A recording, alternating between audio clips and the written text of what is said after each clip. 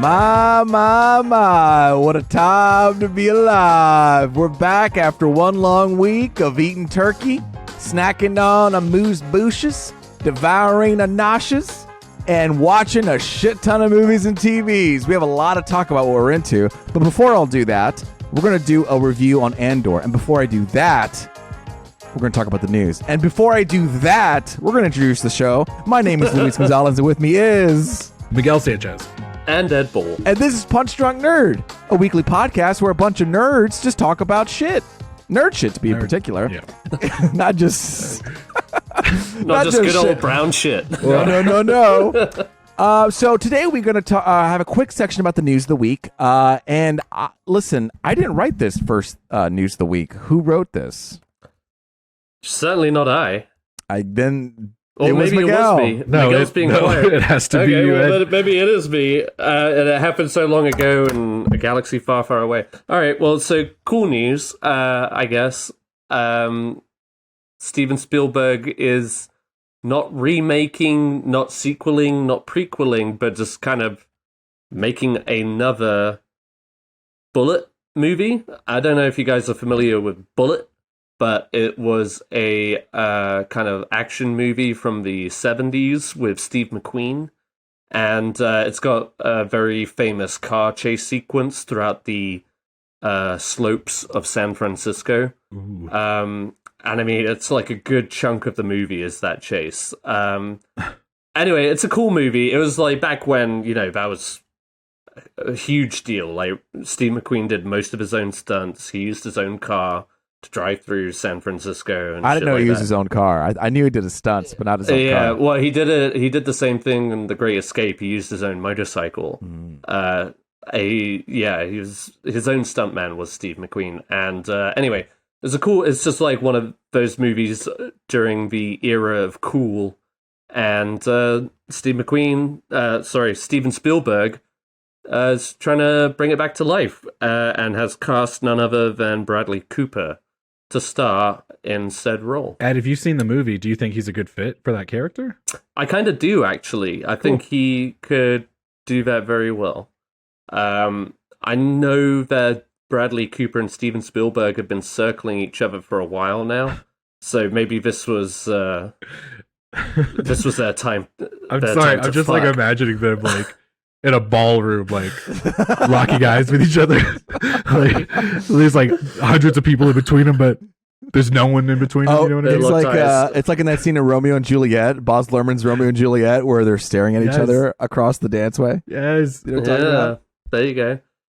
With Radiohead playing in the background.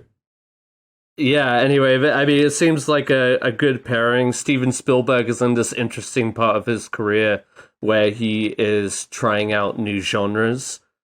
He's recently said he wants to do a Western, which I would love. Like, I think more high-caliber directors need to do some Westerns. I want Martin Scorsese to do... Well, he's technically doing a Western. I digress. They're making Bullitt. It seems like a good pairing. Would recommend the original Bullitt to any of our loyal listeners. But yeah, no, it seemed like an interesting pairing, and I guess I did share this news way back when it was announced. So I think it's been a long time.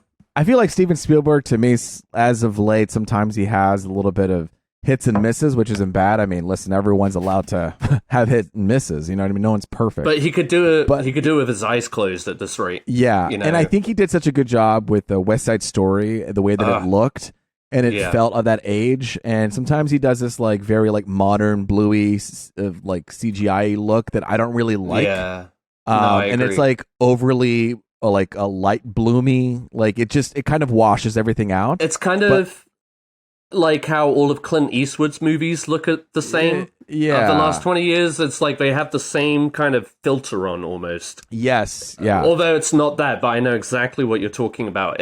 They kind of had it for Indiana Jones 4. And they had it for that, what's it called? The Bridge movie? Was it Bridge of Spies? Bridge of Spies. That and was the like, Post, even. Yeah. It's like very kind of just like, pale, bluish. Yeah, no, I know exactly light what bloom, you mean. and I just, and again, like, the VFX stuff, it just like it didn't feel good, and so He did West Side Story. That looked great. And I feel like if he's kind of doing this gorgeous. like retro aesthetic, it should look great too, you know? So that sounds very exciting. You know, Daddy David Zaslav, he's coming in wrecking house at Warner Brothers. We've talked about that. Obviously, he's making changes. But another company that's making changes is Disney. This is Disney has fired Bob Chapek, who is running Disney since 2020. He was fired immediately after kind of like an investor meeting because things were going so bad. He lost a lot of money. Disney Plus lost $1.5 billion. And he kind of hit even a lot more money through other like departments. I think it's what's it called? He was responsible for the Black Widow controversy. It wouldn't have happened without him. Where they said Black Widow was going to be on Disney Plus, and Scarlett Johansson said. She was going to make a lot of money on the back end, which is all like box office purchases and things like that. And so she came out with a smaller salary budget. But since they kind of recon that deal and they said, well, now it's going to Disney Plus with the limited theater stuff, she was like, whoa, this kind of like fucked things over for my, salary or for my paycheck.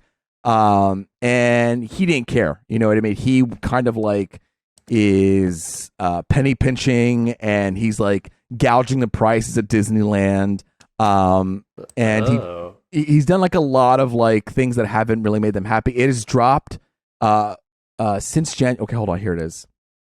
Disney has experienced a massive dip in stock price since January of this year. It has dropped by 41% throughout 2022, with profits only increasing by 30 cents a share.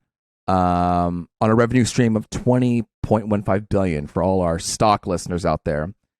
Basically, Disney became less profitable under Chapek's management, and so they went back to an old favorite, Bob Iger.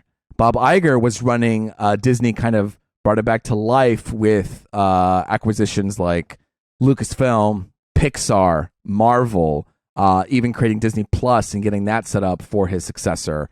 So he is kind of a friendly guy. He, is very amiable. And he was able to kind of make these connections with people to kind of boost Disney up. He is currently, what is he? I think he's like 72 right now. Holy shit. But, he's the guy who saved. He's the one who brought the market cap of Disney from $48.5 billion to $240 billion. Oh. And right now, that's where it is. It's around $48 billion. And so they're hoping that he comes in and saves the day. Wow. Yeah. Okay. So it was kind of a huge story. I wanted to bring it up to you guys. I didn't know if you guys kind of knew about it, but it was an interesting thing. And so it's just another, things are shifting. The sands are shifting. And it's at a time when streaming services are like kind of struggling, They're noticing that there's not as much money for people who are paying membership. That's why a lot of them are kind of pivoting towards having ad tier. Yeah. Ad tier payments. Disney Plus, I think, is going to introduce it. I think Netflix is considering or will be doing that soon, because just there's stalled growth. Yeah. And people are struggling to, I guess, kind of invest in one singular brand. Like, if you don't have kids, there's not a lot that Disney Plus offers. Well, I did hear a study that there were more non-family members who got Disney Plus than family members. And they attributed that to potentially all the nerds out there who are watching Marvel and Star Wars and things like that. And so there was a study there that was interesting. And I don't know if it's crazy. I think it's just we're going through some weird times right now with like WB, Disney, and obviously Twitter too. But so tune into that. But also, I want to talk about this thing news too. Glass Onion. I want to talk about their box office real quick because let's see. Here it is. Okay, so Glass Onion Knives Out made $300 million worldwide last time. Okay, this Thanksgiving weekend, not a lot of movies did great. Glass Onion made 13 million in 650 theaters. Okay, just to give that in some perspective here. Let's see. Strange World, the new Disney animated movie that came out this week as well. It made 18.6 million with 4,000 theaters. Ooh. Glass Onion made 13 million with 650 theaters. This one made 18.6 with 4,000. And Strange Worlds is looking to lose $100 million. You know what I mean? So it's not doing well at all. Glass Onion's doing fantastic. They even said that it could have made 200 million. And this was a really interesting deal because Netflix did not want to do this at all. In fact, AMC, Regal, and Cinemark are 3 theaters that have boycotted Netflix before because they said, hey, you're putting all of our movies in your streaming service and you're not giving us the opportunity to show it. Fuck you. We're not going to stream it. But this is a historic deal for the first time where all 3 major chains agreed to do 1 week of a big budget movie, because when they made this acquisition for $450 million for Knives Out 2 and 3, Rian Johnson said, I want this to be in the movies. You know what I mean? Right. Please put this in the theaters. And they're saying, Netflix doesn't want to be in the theater business. They want to stay in the streaming business, but because they've been releasing a lot in theaters just for this year. I saw The Gray Man at Cinemark, for instance. And granted, they're only like at 1 week windows, maybe. Glass Onion, with its success, I wouldn't be surprised if Netflix tries to hold it out in theaters for a little bit longer. They don't want to. They don't want... Well, they might, though. I mean, just because of this this result. From my understanding, it's like some people in the company want to do that, but like the lead boss is like, no, I don't want to do that. He's kind of like egotistical or just wants to stick to streaming. But you're right, man. Looking at these numbers, let this thing fly. Let it. But a lot of these directors, I mean, they want that too. Yeah. I mean, and if you want like people like Rian Johnson to stick around for an entire series of Knives Out mysteries, you gotta give him what he wants. And like the Batman. Like that came out in theaters for like 45 days and then it went to HBO Max and it had like a huge viewing as well. So I feel like Ed, when you see Glass Onion in theaters, you're totally going to see it again on Netflix when it comes out streaming, right? Yeah, of course. It's like because it's one of those movies, especially The Glass Onion, that you want to go back and watch again. Another one I'm going to be talking about later is the Guillermo Del Toro's Pinocchio. Yeah. Which absolutely should be seen on the big screen. But, it's Netflix, like you said, has pissed off so many chains. Yeah, like I can't see it at an AMC theater. I have to go to another one. Yeah. Because of it. Mm-hmm. Which is unfortunate. It is. It sucks. But, they put themselves in that corner. And hopefully, this year would be a good example of maybe learning from that. It's the same thing for Martin Scorsese's The Irishman. He ensured that it would have at least 1 week's release. Because also, as much as Netflix covets an Oscar, it has yet to win a major Oscar yet.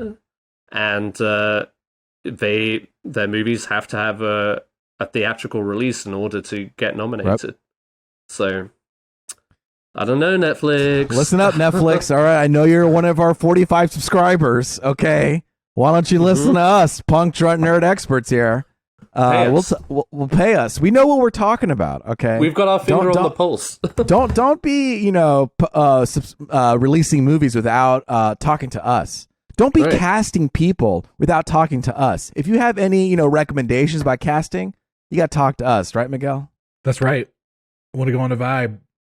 45 subscribers is how many we have? I don't know. I kind of made up a number. I know it's not more than like. Well, no, I was gonna say that's a solid number. Oh, honestly, okay. Let me go to the YouTube channel right here. We got 45 subscribers on the dime. Yes, on the dime. There we go. Look on at this YouTube, little baby podcast. Who knows what we make on the actual audio version? I mean, that's 45 worldwide. That's right. Wow. Globally.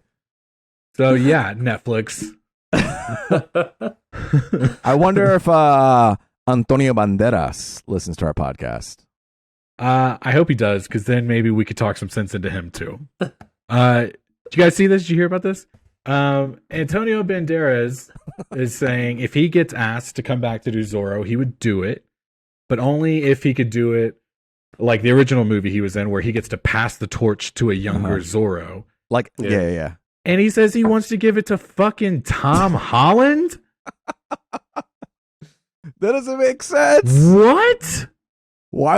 I don't know the context behind this, but why? It doesn't make sense. I mean, listen, did Antonio have a good time filming Uncharted with Tom Holland? Sounds like maybe. It. You know, got to see him do some flips. They should be friends. Yeah. I don't think Tom Holland needs to be Zorro. When you think of Zorro, you think of Tom Holland, right? I'm sorry. Luis, when we were talking about it, you said something like, the famously Spanish Tom Holland. Tom Holland. I mean... Oh, man. That was devastating to hear, almost. It's just like, oh, Antonio. Are you well? We want you to come back as Zorro, but no.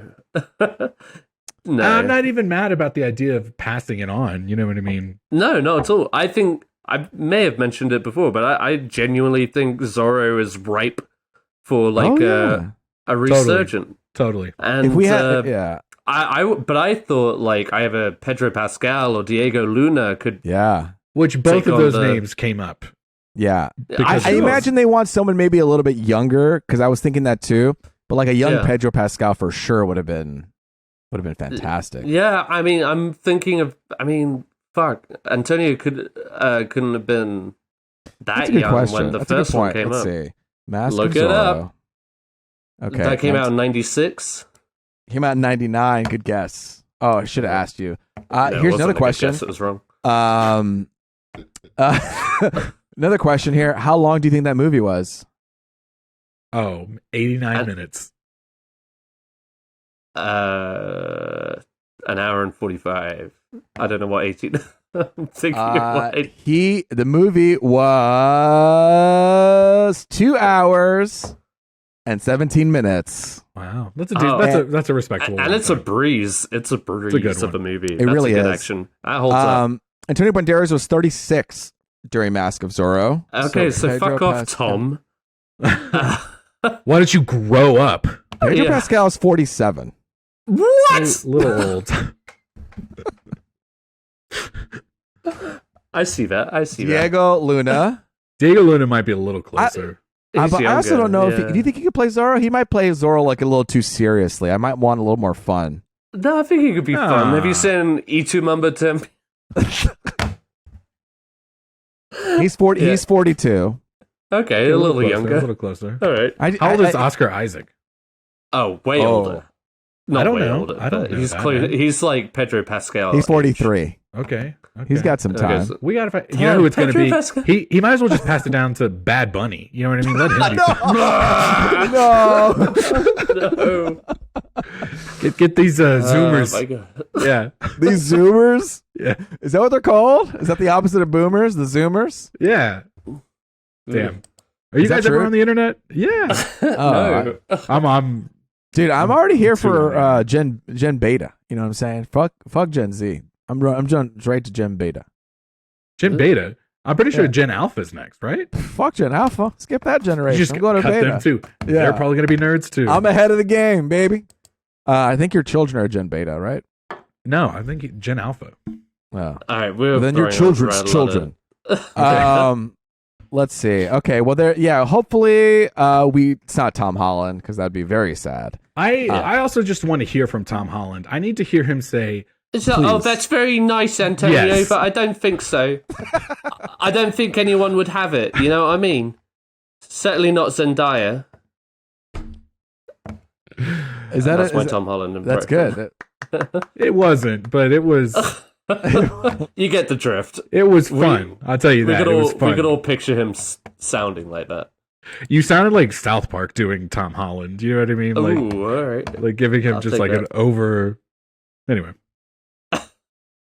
Anyway, I feel like they could find a bunch of good people to play this role. So, I mean, granted, when I looked up Spanish actors, most of them are over 40. Right. Well, there's some young bucks that we don't even know. They're just hiding away in the wings. They're still in the international film circuit. We need them to break. We don't have enough. Let's pump them out there. You know what I mean? How old is the guy that played Namor? Namor. Let's see. If I had to guess, he's pretty I would young. say 35. I would say, 37. I'll go Miguel. 37. Miguel, what do you think? Oh, God. 38. Oh, fuck off. You're the closest. 41. Boo. Wow. Man, 41. well, he looks great. Just think about being 41 years old and having that just big old catching dome. your break. Whoa. I was trying to say something like... You said that. That's like a little bit of news. It is. Honestly, I looked it up, his name, just to look at his age. And then the first news story is he says Black Panther 2 didn't edit his bulge. So there you go. Punch Truck Nerd. Did or did not? Did not edit. Oh, so he doesn't have a big dick. Why would you say that? That's not what he said. That's not what he's saying. Dude, that's misquoted. Well, no, because there was a picture circulating. There's a picture circulating with Objection, overreach to misinformation testimonial. Strike from the record. I'm going to jury duty also. I'm very much in the court system. Bro. You're basically a judge. I'm basically a judge. That's my side gig now, okay? We should have like entertainment judge corner where I'll judge people's... I'm sorry. His lordship... Well, I guess that's not what you guys do over here. We don't do that, Ed. You have a guy saying his honor or whatever. Are they saying your honor? Gonzalez. Yeah. Yeah. It just dawned on me. Luis. What's up? You should be the next Zorro. Look at that. Look at that facial hair. Look at your body. Look at your face. Cover your... Yeah, do this. The mustache. Zorro. Honestly, Zorro. I think I have been Zorro for Halloween, and Bro, I think I've also played. It's time. It's time again. Yeah, it's time again. That's true because I didn't have a mustache last time. Bro, and you're the same size as Tom Holland, basically. You know what I mean? Like, honestly, I am. You were just Spanish Tom Holland. Oh man, it is you. I'm Zorro. I should train to be Zorro. And Sarah can be your Catherine Zeta-Jones. That's a hot movie. That's a hot movie right there. When you guys get married, you can ride off on a horse called Tornado, a black stallion. I don't know. I'm kind of getting hyped about this. Who do we talk to about this? That's a good idea. Antonio Banderas. Let's DM Antonio Banderas. You know what I mean? Yeah. Hey. Send him a picture of your face and be like, "Hi." No, just do a little. It's me, Zorro. A little Z. A little Z. I don't know, dude. Here's my theater resume from 2008.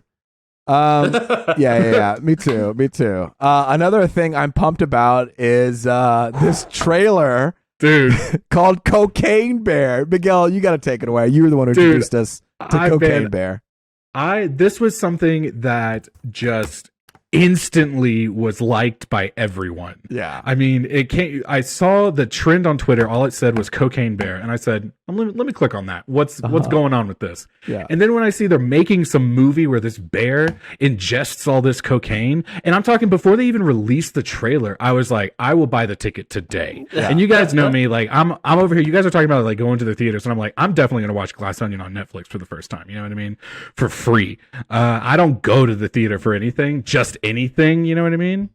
Cocaine Bear, front row, baby. I can't wait. It's a true story. Like section back, Miguel. No, I'm actually front left, right near the exit. Most likely to be true shot. Story, right? I'm just looking it up. That's what I hear. Based on a true story. Although I don't think it's as extreme as they're going to make it, but I love the fun that they're having, especially after watching the trailer. I said, yep. So this trailer was full of revelations. The first one being, obviously, this is a movie literally about a bear high on cocaine. Hell yeah. One, that Elizabeth Banks was directing it. Yeah. Two, Ray Liotta is in it. So potentially one of his last films. Not only that, but a whole array of cast members like Kerry Russell, Scott Seiss of what do you want to call it? TikTok fame? Oh, YouTube fame? Yeah, Ed, the look at you. mustache. Yeah, Yeah, Mustache Man. mustache man on TikTok. Where the guy was dude, like, that's wild. You knew that person's name right off the top of your dome, dude. Do you? Oh, no, I have it written down. I wrote down the whole cast. Okay, because I was I'll like, take credit. I was like, no, me and Luis call him the mustache guy, and we know who we're talking about. That's immediately what I said Scott after Seiss. watching the trailer. I was Dude. like, what did I say? Let's see. I'm looking at the TikTok. What did I say? I said, is that the fucking TikTok guy? Dude, I said the same for him. exact thing, Good for him. and they opened the trailer with him. So you're They like, okay, did. sorry, Ed, you're on the cast list. Go ahead. Go ahead. Yeah. No, hey, Alden Ehrenreich Han. of Han, yeah, solo. And you know what? I like him as an actor, but the fact that this is his, like, one of like his bigger movies since Solo, Yeah. I'm here for it. Like, And he's paired up with Ray Liotta, so it looks like they're having a fun time already. And you've got Yep. this, like, you know what I mean, the reverence of being with Ray Liotta in one of his final films. This could be very good for him. I absolutely. No, I am like electrified about this film, you guys. Like, I was awake when I saw this shit.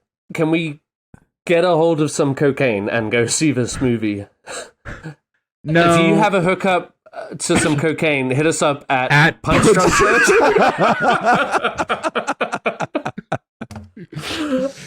And I'm talking about no. Colombian False. Pure, please. Yeah.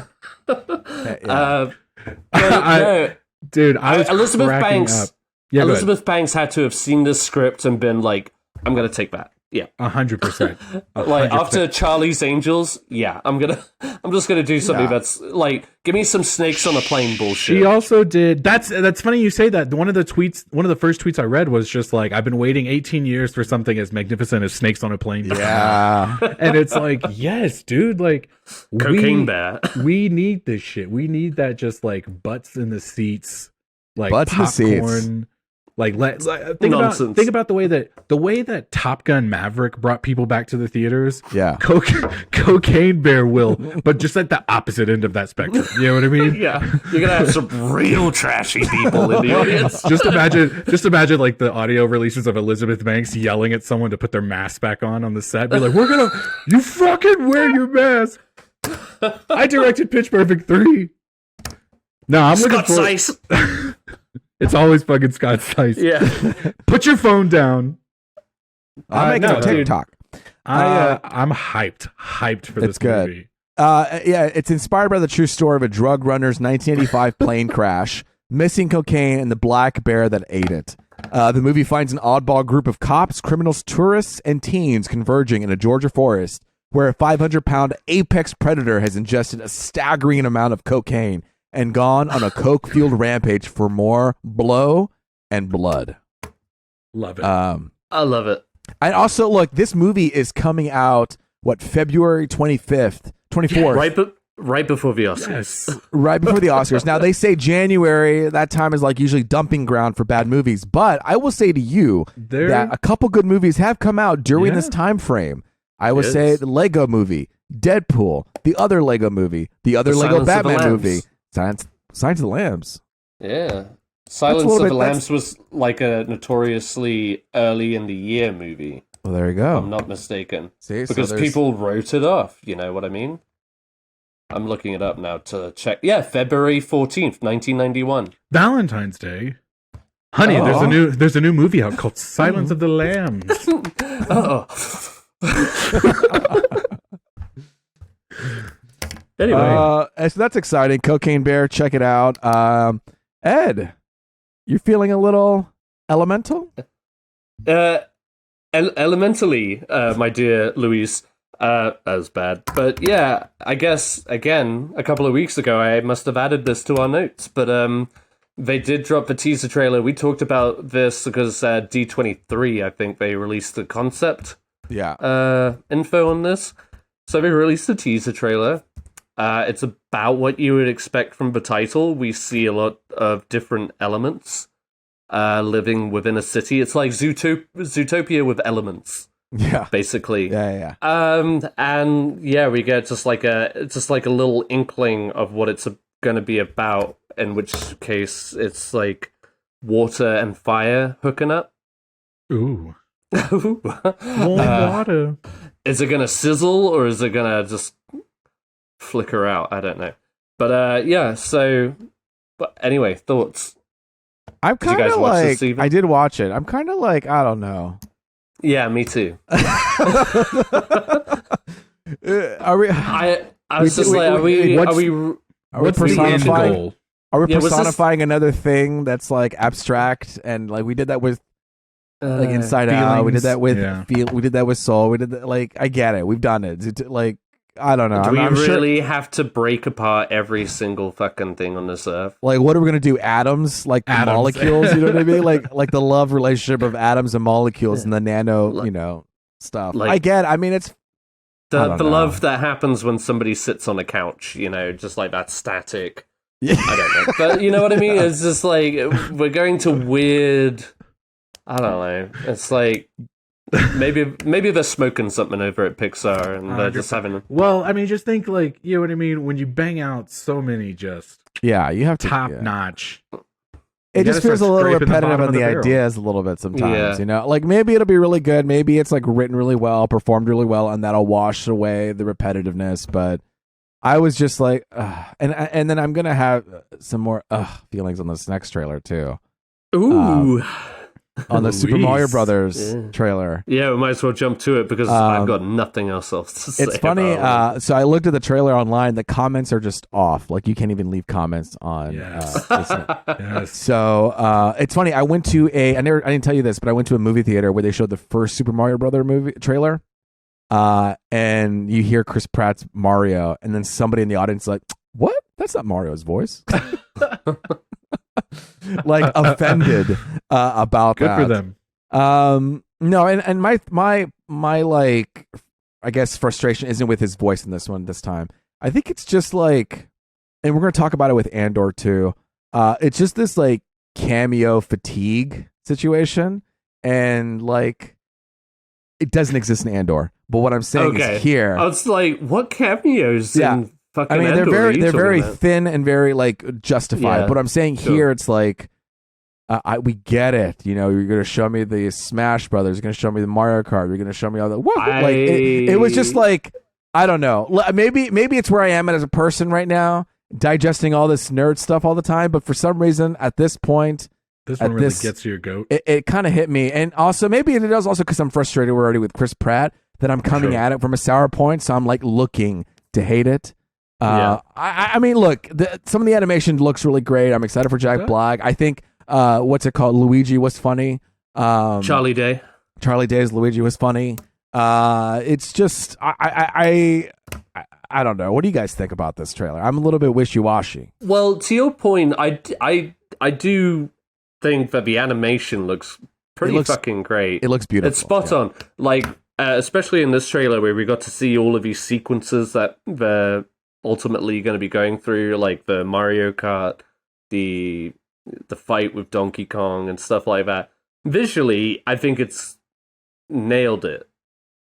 But it really just, every single voice, maybe like, except for Jack Black, just seems out of place.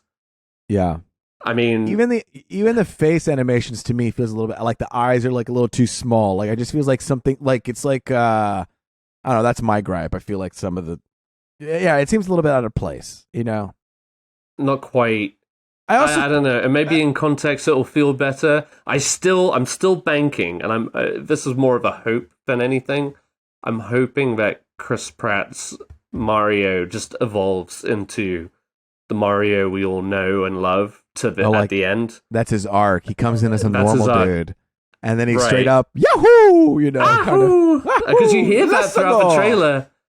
So that might just happen. Maybe. And I think if that happens, great. I'm here for it. I just hope that they don't ride on all of these like Easter eggy, cameo-y Sure. things. Yeah. And have like an empty plot where they're just going from like cameo to cameo just to like hit these points, and then at the end it's like Well, they might That's just be. that's 100% what they're. that's gonna do. I think that's what my gripe is, seeing so many things like how are we going to get through this story, and it's supposed to be like really short, like the runtime is less than 90 minutes, I think. It never needed to be any longer than that. You know what I mean? But the fact that it's not even hitting 90 minutes. Let's see. I've said this before, but in my house, we stand Mario. Okay, we play Nintendo Switch. We play Donkey Kong. We play the Toad game. We play the Yoshi game. My kid, we're seeing this movie in theaters for sure. That boy needs to get a Mario. People costume. are gonna love it. Because that's a good idea. Forrest would nail Mario. When we went Halloween shopping, he initially picked a Yoshi outfit and was going to be Yoshi for a minute, but then he switched and decided he wanted to be. Kids are going to love this. They're going to love. It's going to revitalize the whole thing. Lily loves it.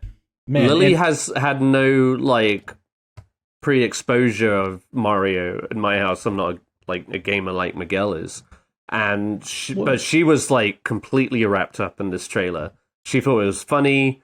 She thought it was cute. The animation steals, it does a lot. It does. The animation does a lot. It pops. Yeah, it's a good. I gotta say, Ed, you might witness this a little bit more because you watch movies with Lily probably more often than I do. Normally, the boy is watching something on the iPad and I'm doing my own thing. But the other night we watched the original Home Alone for the first time with Forrest. And it was like watching the movie for the first time through his eyes. He was so invested. He was laughing at all the things, not in an obnoxious way, but just genuine laughter. Would check in with us and ask questions because he was so invested. And I gotta say, even if maybe am I personally gonna think this Mario movie is gonna be the greatest movie ever, I already know I'm about to have the greatest time ever. And I'm hyped. I'm really looking forward to it. In a much different way than Cocaine Bear. Cocaine Bear is for daddy, okay? that's for daddy and his friends. That's right. And me and the boy will go see, and Kristen will too. She doesn't ever play video games. We had the Wii U for a while, and she dominated Mario 3D World. Super Mario Brothers Wii or something like that? No, whatever the 3D one was. She played that multiple times.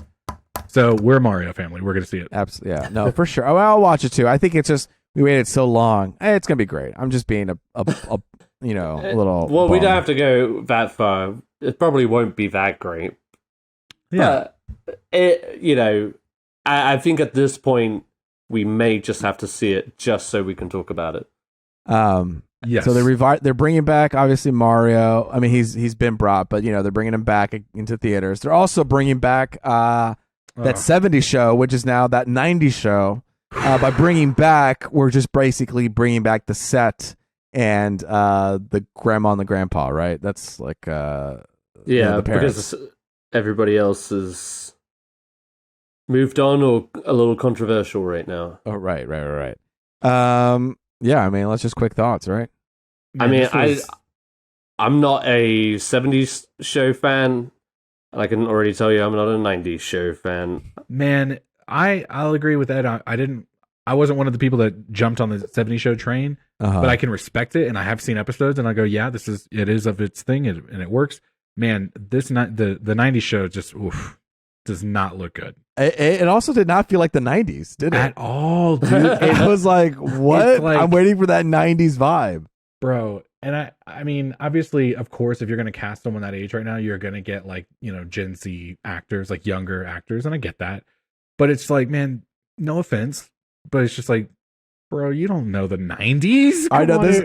There's a comment. It says, it's got that what a 25-year-old thinks 30 years ago looked like vibe to it. Yes. Yes. Yeah, it's written by a bunch of people who were born 2001 or something.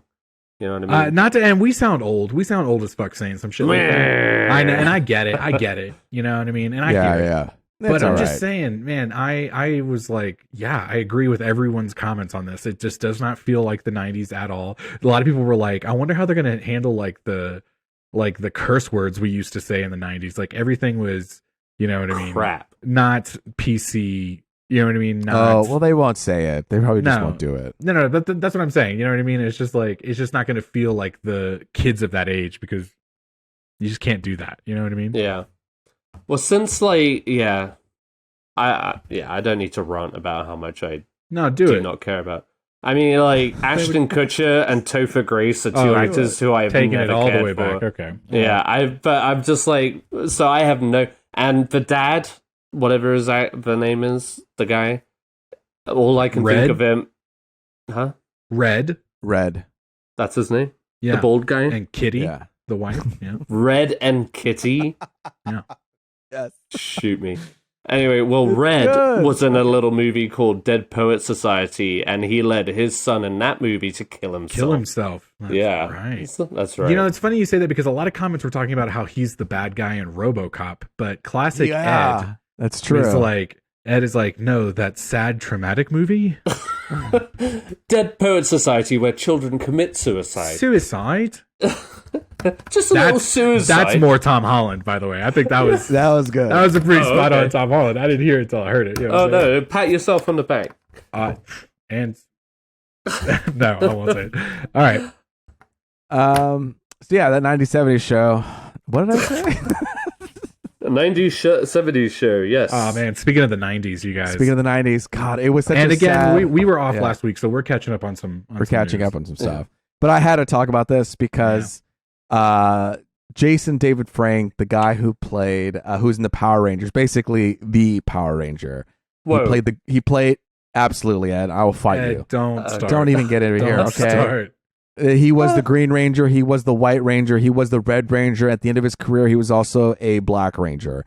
So this guy was in over 200 episodes. He was constantly coming back, playing in the Power Rangers. I read up a little bit about him, his character in the Power Rangers, and apparently he came back as a high school teacher, and he was almost like a Bruce Wayne type of guy, helping the other Power Rangers with like gear and stuff. And he also became like a Power Ranger fighting along them. He wanted to do an Old Man Logan comic with Tommy. He was a black belt for multiple karate stuff. He made his own martial arts form. He held the world record for breaking 1-inch planks for like a while. The dude was in Texas. He was a Texan too. Like he had a dojo. Yeah. And he was like, besides from like the original Red Ranger, Austin St. John, they both are you're welcome. They both were like known as the Power Rangers, both of them together. Power Rangers was like my first big nerd thing, you know what I mean? And so it was incredibly sad. See, in past I had like Power Ranger like everything. And it was, I don't know, it just felt very strange and odd and sad to hear. It also kind of sucked because he was kind of trending all day that day, but it hadn't been confirmed. So there was this like wishy-washy back and forth, like, is this just like a hoax or like a rumor mill type situation got out of hand? Yeah. And when they finally like confirmed it, it was like, wow, man, damn. And, too soon for sure. I definitely rewatched. 48 years old. Yeah. And tragic. Right? Is that right? Sad, you know? Am I looking at? I definitely rewatched his like first couple episodes when he came out. So I rewatched those episodes of Power Rangers, and the initial ones, like before he comes on, they're all like kind of turnkey, repetitive stuff. But when they have this 5-part episode, which is basically like a movie, and they would sell it on VHS that way, like what was it, Green is Evil? Where they just like merge several episodes into one movie. Yeah. Let's see. What's his name? Oh, fuck. I forgot the name. I think it's Green with Evil. Yeah, that's probably it.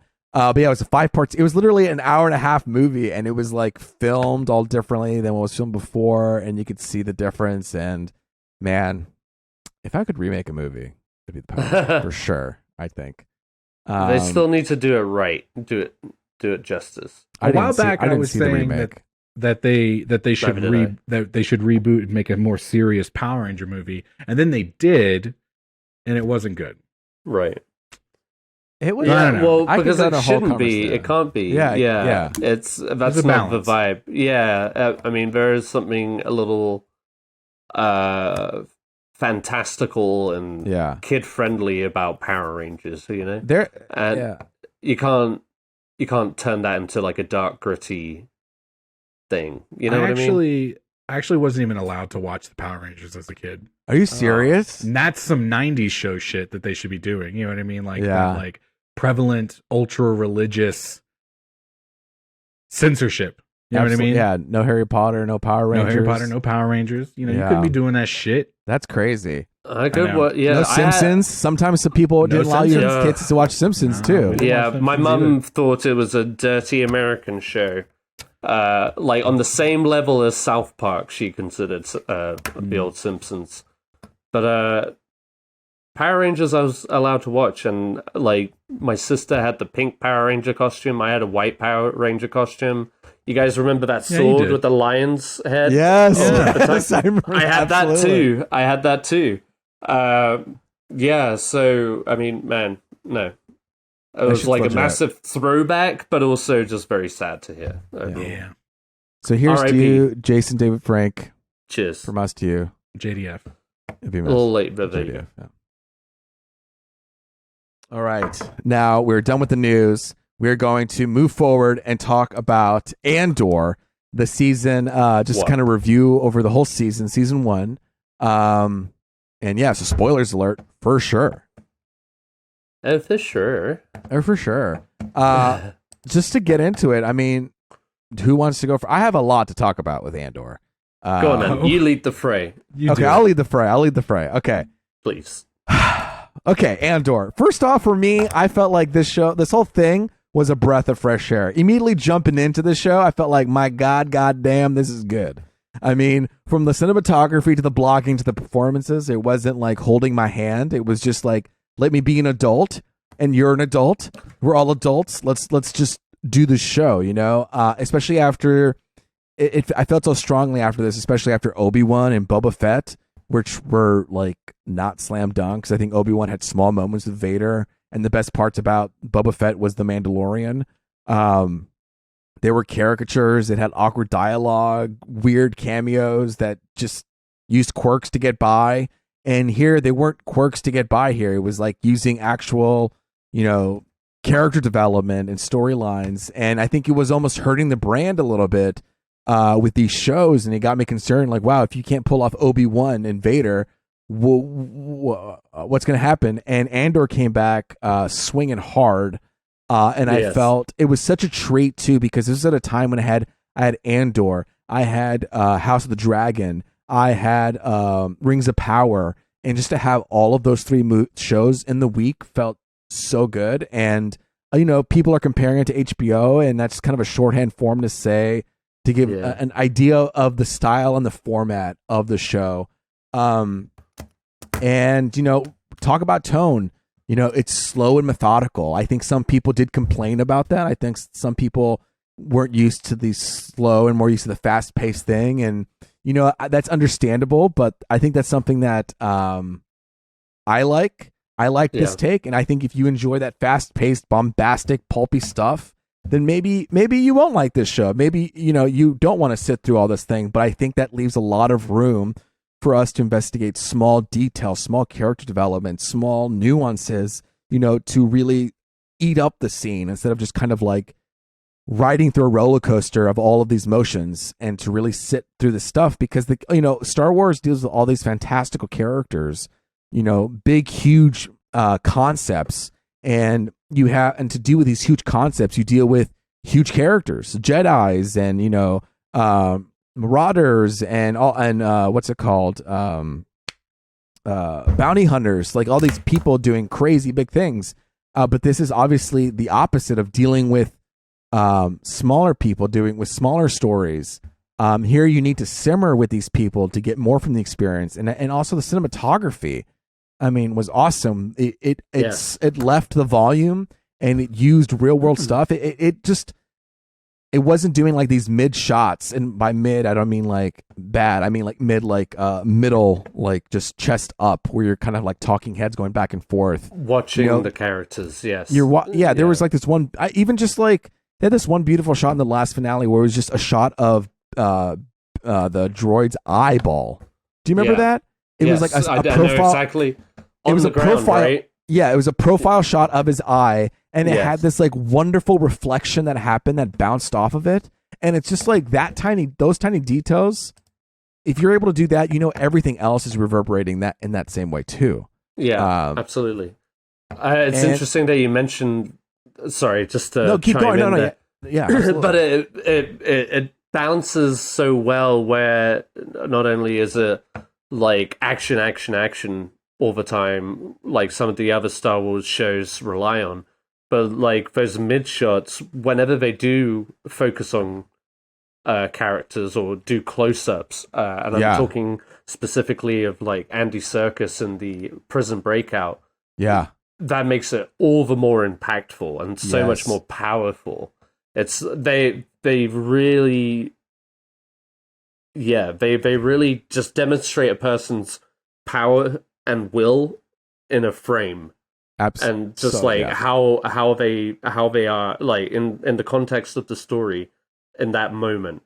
But just like as that we'll get to it more, but I was just saying that was awesome point to make, because it's something that you would not even think about, but because the show knows when to hone in on the person or the moment, it does it so well, and because of that, it's so much more impactful. There's musicality in the way that things are framed, and so when you have like constant action and constant like noise in a soundtrack, all you hear is bum ba bum ba bum ba bum ba bum ba bum ba bum, and that's how it is with framing sometimes when you're going close up mid, close up mid, close up mid, close, and so it all kind of washes over. But when you have almost a musicality of how long you hang on this frame, and then it's closer, and then it's wider, and then it's extremely close, and then you're jumping the way the perspective is, and then when you finally hit that close up centered shot of Andy Serkis, you're like, damn. And you really get hit because you haven't seen that shot in a while, and so your eyes kind of bounce around. And it's honing in on what you need to see in that example. It's just the pure raw talent that is Andy Serkis, but it uses it so well. The opposite of that is Stellan Skarsgård in the same episode, where he's giving a monologue about what he's sacrificed. Yeah. And instead of a tight close-up, it's like a broad, like wide shot of him wearing what feels almost like villainous clothes. It's like dark drapery. His cloak is kind of waving in the wind, and he's very foreboding. Dude, but he's on the good side, and he's talking about fighting the bad guys, but using the tools of the enemy to defeat them. Exactly. I mean, that's another good. Yeah. Sorry, go ahead. No. Sorry, I'm getting excited, but like that's exactly a good point of how there's this blurry line between the good and the bad. Like Luthen is playing this kind of like he is a rebel, but he's doing terrible things and treating people like nothing to get across to the rebel. Like, oh yeah, we're gonna let these people die. You know what I mean? But he's also not. He's not wrong. He's not wrong, but he's also doing wrong things to get it done. Exactly. Yeah, and then it just shows the struggle, the more internal struggle than just good versus evil. It's like it's taking you to the front lines, the early front lines of this, what we know to be the Star Wars. And I think you have what's two interesting characters you can like have a parallel is Luthen, who is playing people like puzzle pieces for the greater good of the rebellion and can come off, not great. And then Cyril, who is the that like young recruit deputy guy who gets in trouble for going after Andor. I think he was somebody who's bred into his methodology. He's somebody who is like a child of his culture. You know what I mean? He's just kind of bred into thinking about order, justice. And really what he was trying to do was like, there were two people who died. There were two officers who died. I need to bring this person to justice. You know what I mean? And that in and itself isn't a bad thing. Like that he is trying to maintain order as much as possible, even though he may take it to an extreme, and he is kind of bred into that world of like, order at all cost, but it shows that there are glimpses of like, hey, that's actually good, and then Luthen's actually doing some bad stuff, but Cyril's working for the Empire and Luthen's working for the rebels, and right, Cyril's also like a kind of a tragic character who has issues with self-worth, so he's pushing so hard to like prove himself and to like make the world right, and so he aligns himself with the Empire to do that. And then this kind of goes off this whole idea of like this show does great of like balancing tragic and hope in that one episode of One Way Out, when everyone's cheering one way out, one way out. I mean, that was the prison break. The prison break. Everyone was escaping, and then you and it's like fantastic, it's amazing. And then you see Andy Serkis' one line, "I can't swim," and then and they just leave him, and then that's it. That we don't see him again. We don't know what's the epilogue. I mean, like every time somebody that we know dies in this show, it's done unceremoniously, and it's like, wait, did that person just die? And then that's it. We've moved on. We don't know. Yeah, and I mentioned this in the last, at least the last time we talked about Andor, is that it kind of mirrors the kind of formula that we saw in Clone Wars. Yes. Where in shows like Mandalorian, Boba Fett, or Obi-Wan, we've been seeing kind of like little storylines play out within an episode, and the ending of the episode being the climax of that. Yeah. Whatever they've been building up to. But this one takes its time to breathe, and it's like dedicating 3 to 4 episodes per storyline, which makes it all the more, like, it raises the stakes. It makes it all the more endearing. You actually listen to what people are saying as opposed to just waiting for action. Yeah. And there's just so much context going on behind the scenes of, again, what we know to be the Star Wars. And like, it's just like any other war. There are people behind the curtain pulling the strings on both sides, doing ominous things, but things that are, what both sides think are necessary. Like one of the main villains, Deidre? Deidre, Mira. Yeah. She, I mean, you think she's a bit of a monster, really, but she, and I'm not justifying it, but she just passionately believes in what she's working with. And she's also combating this like system that is against her. Do you know what I mean? Yeah. And so you kind of root for her sometimes to be like, yeah, take the, like you want her to win at times because absolutely all of these people are putting her down. Absolutely. At first, at least, anyway. Yeah. And then you kind of realize who she actually is. Right. But they also do a good job of showing the resistance in the imperial eye of being terrorists, essentially. Just attacking what they consider to be innocent, workers for the Empire or whatever, which is what kicks off the whole series. And then some, it's like, you have like anonymous bombings and stuff like that. And it's just, or the money heist. That the Aldani heist basically snapped everybody into place. You know what I mean? If you weren't a rebel before, then it put everyone in position. Like it and that's what Luthen was doing. He was like, we got to fire this up, and it was just a spark, like they say, a spark to the flame, and like it made Mon like it put her in a pickle. It put the Empire in a pickle. It put everybody on sides to finally act. Absolutely, and maybe indirectly, Andor's massive breakout. The prison breakout, you got to think that was also kind of like a big recruitment for the Resistance, if not a kind of like a shining a light on the shitty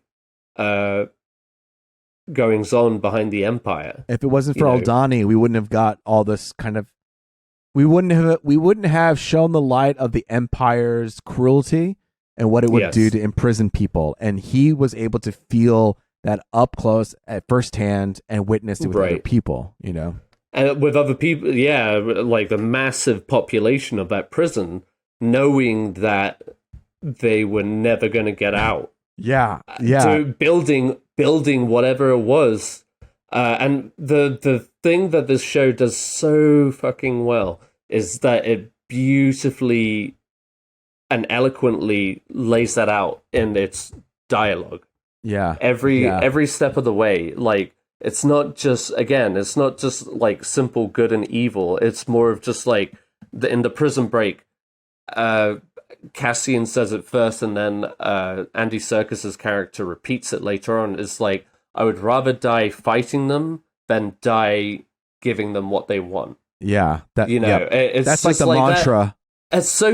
It's such a simple statement, but it's so deep on every level, and they portray it so fucking well throughout this show. And they also talk. There are like 4. I keep mentioning the monologues. There are 4 fucking stellar monologues throughout this show.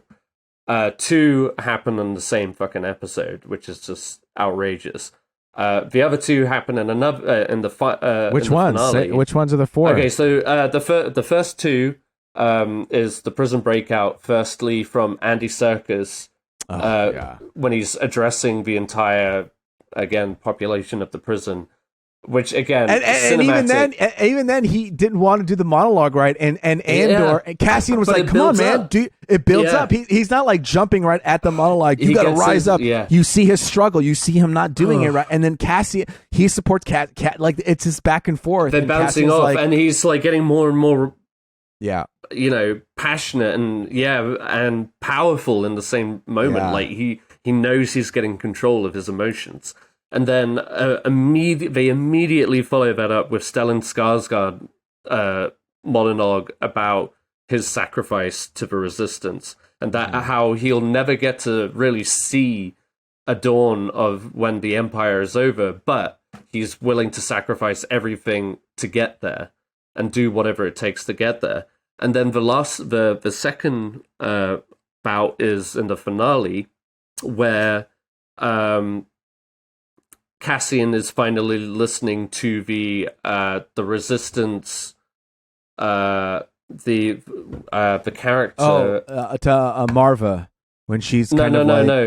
Karis Nemec, played by Alex Lawford, the young kid who dies in the heist. When you hear his his manifesto. Manifesto, thank you. That was the word I was trying to think of. He wrote a manifesto for the Resistance, and Cassian is finally listening to it, and he's breaking down just like the reason why you have to keep fighting and why you have to take notice against the empires, because it's a machine, and a machine needs to run on consistency. And the moment you break that consistency and you break that machine, that's when they panic, and that's when it falls apart. And that's the only way that they can succeed. If we sit back and do nothing, they will win. And then, it's so funny you mention that, because I had a quote here from there too. Oh, go for it. It's imperial need for control is so desperate because it's so unnatural. Tyranny requires constant effort. Authority is not brittle. Oppression is the mask of fear. And I just paused and I wrote that on my notes. I was like, "Oh my god!" Like, this is dialogue we're hearing from a Star Wars show. Like, it's so poignant and just eloquent, unexpected. Like you're saying. And then finally, Fiona Shaw's Marva Andor's funeral speech. And man, what a powerful moment! It's just like, what a build up, and then you get that, and you get as riled up as everybody else in what is it, Fennec? Fennec, yeah. Everybody else in Fennec, you're just like, fuck yeah, it's so well written. Shout out to Tony Gilroy. It's so funny because it is slow and methodical, but they have like these great punchy moments of like these monologues, and then it have these moments of like no way out chant when you get riled up, like no way out. You're like, fuck, this is an iconic moment. You have it when they're escaping Aldani in that beautiful light show. You have it when they're banging the metal at episode 3, and it's just like these are like iconic moments that aren't typical of like just bang bang boom boom moments. You know, that there's like they find other elements to create creative iconic. And I mean, really, it was kind of like this repetitive auditorial thing of like chanting "No Way Out," banging the metal, you know, all these things to kind of like create tension.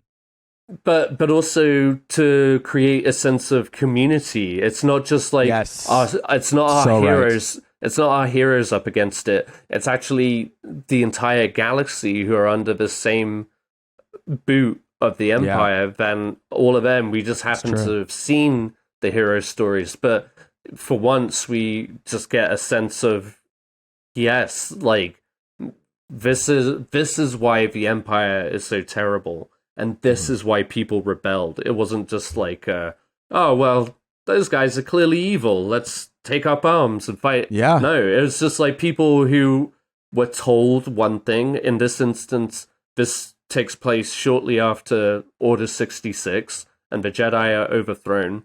So people had they had one idea of what the galaxy was and the Jedi and all of that. And they make a point not to really mention the Force or the Jedi, and I think that's like a good choice because they're not.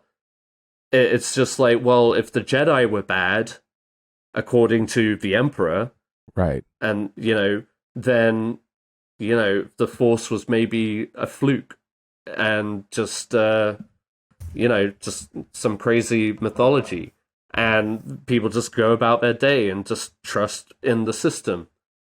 Until, like we were saying, until they start feeling the impact of it and the grip of the Empire, and it just like it's just kind of dumbfounding how it kind of creeps in on you, the show as a whole.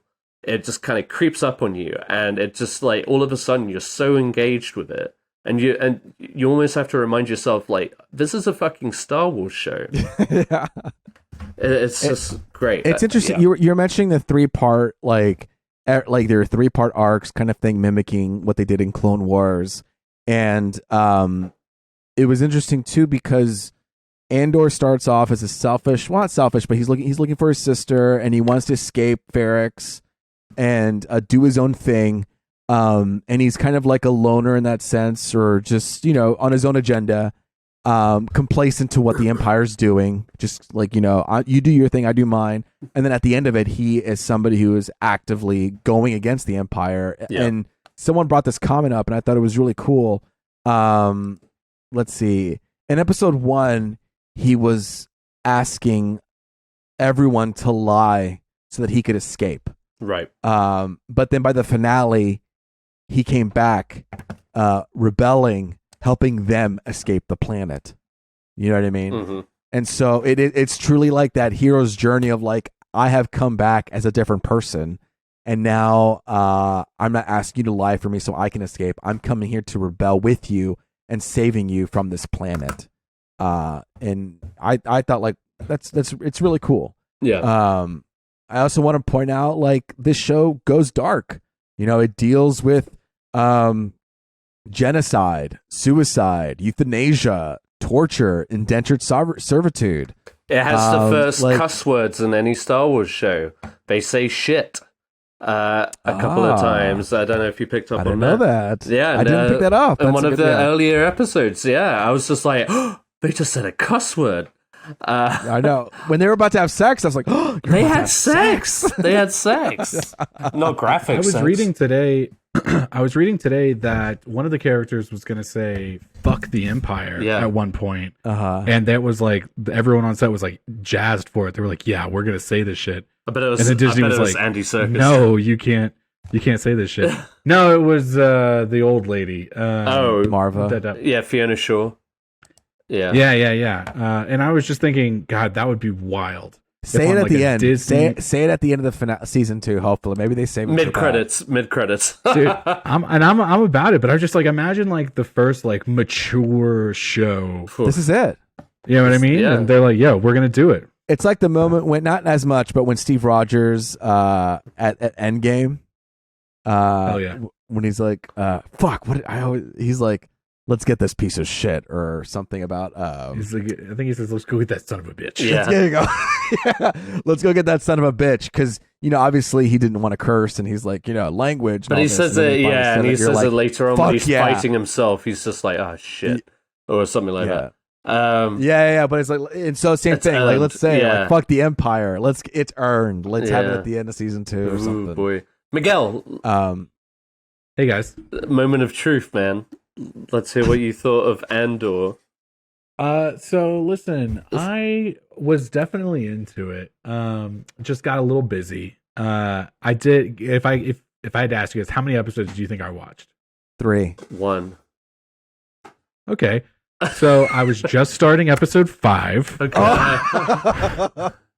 You're at the Aldani heist a little bit. Yeah. Got a little. I tried watching it at work, like in the background while I was working. But it was just, it wasn't not a background show. Yeah. No. And I could tell, like I was, I listen to a lot of podcasts while I work. And so I thought, it'll be kind of the same, No, it was pretty tough. It's because it does a lot of like storytelling visually. And you can't have it in the back. Well, sometimes like these other Disney Plus shows, it's all like dialogue heavy, so you can just put it in the background. Mm-hmm. And this one's like telling a story a little bit. Yeah, and listen, I'm excited. You guys got me kind of hyped for it. I definitely will finish it. Just got away from me. I think if there was a lull, to be honest, I think it was probably where you're at now. Like before the Aldani heist, when they get set up, I think that's the only, like if I had to nail down a lull, I think that's a little bit it, but it's not a bad thing. Yeah. But I think I can see it being difficult for people too. I have to say, I was just like, while y'all were talking, I looked up like recaps of all the episodes. And Vulture has a really good breakdown of every episode. They do like a quick little snippet, like a line, like a quick little tagline or a line of dialogue. Oh, just to give you like a taste of the episode, and then you click on the episode, and then it has like a breakdown. So shout out vulture.com/TV/Andor. Also, just they got it going on. Watch the fucking show. No, but I just meant to keep up. Just to keep up. Sure. I was like, oh, okay, I see what's going on. I will say, I mean, we reviewed the first 3 episodes when they dropped on Disney Plus, and I realized early on that the reason they did that was because of their story structure throughout this season. Was that if they had just released the first 1 or 2 episodes, those you two might fall off. Well, yeah, they still would have felt like incomplete and kind of, they weren't going anywhere. But it was when I finally got to go back to it and start watching it back to back, it builds much more, and you realize early on that it really is a show that's just focusing on character and not, bombastic set pieces and fan. What's the word I'm looking for? Service. I was going to say gratification, but that's a little Ed, heavy. when you talk about watching them back to back, how many episodes back to back do you watch? Like, how many do you binge at a time, in one sitting? Oh, I mean, it was never more than maybe 2 or 3 at a time. I mean, because they're long episodes. 2 or 3. But I watched the first 3 episodes back to back because, I mean, first off, they kind of just rolled into one another. And when the 3rd episode ended, I was just like, that felt like one storyline right there. So absolutely. From there, I was just like, okay, I'm content to sit back, wait for more episodes, because I felt like if I'd gone into the 4th episode the following week and left it there, I would have just been like, I don't really get this show's vibe. That's fair, because that's what I did. I feel like that's why I said there was a little bit of a lull. And now people are coming back because of the rave reviews about it. And rightly so, though. And they're switching up the way that they portray Star Wars film. Like, for someone who is not a big fan of Mandalorian, was not a big fan of Boba Fett, was like very mid on Obi-Wan, I just and I hated Rise of Skywalker. Like, this was kind of maybe we are just like getting into this territory where we Star Wars fans need that kind of mature content. Like, Yeah. people keep honing in on things like, oh, I want Star Wars for the feels, like the fuzzy feels of Star Wars that it gives me as a kid. Which it can still exist. It can still be a thing. This is something also new, and thing. this is very exciting at the same time. And knowing where it leads, like, there's so much possibilities, and there are no, like, expectations for most of these characters. You know what I mean? Like, Cassian Andor, yes, we know what happens to him, but Stellan Skarsgård character, we don't know what's going to happen there. We didn't know what was going to happen to Andy Serkis's character. Chances are we're not going to see him again. I hope we see. Oh man, that's so sad if we don't see him. But I would be okay if we didn't. I would be okay if we didn't. I know. I would be okay because he too. had his moment, and he played his part in the story, and he comes back as like an animated character in like the Bad Batch or something. Yeah, he comes back as Snoke. It's just like, it's like, they cut me in half. You guys left me in the fucking. I'm gonna raise Kylo Ren to be a baddie. Yeah. But yeah, I mean, I'm so curious though. Like, I don't know who you wanted to hear more of, but I feel like I want to know Luthen's backstory. You know what I mean? By the end of it, you see him so committed to take, like, he is doing so much to start this spark. You know, he is sacrificing even himself, like, you know, part of his dignity to spark this rebellion. What is making you push so hard? You know what I mean? And I want to know a little bit about that. Like, he's still a mysterious character. Yeah, but I love that too. I know. I love that. What fuels him? Yeah, I mean, maybe not. I mean, maybe that's something to pick up on his monologue of sacrifice. Maybe there are clues there, but that's also what you got to love about him, man. I mean, it's just so, he plays that so fucking well. Another thing that's so great about the show is that it doesn't rely, like I said, the fan service, but also just like cameos that I feel bogged down all the other shows. It's just like, this is almost entirely a new cast of characters that we don't know. A majority of them are kind of like more locally British actors that you haven't seen in much else, you know. And for that, you kind of go into it with no expectations.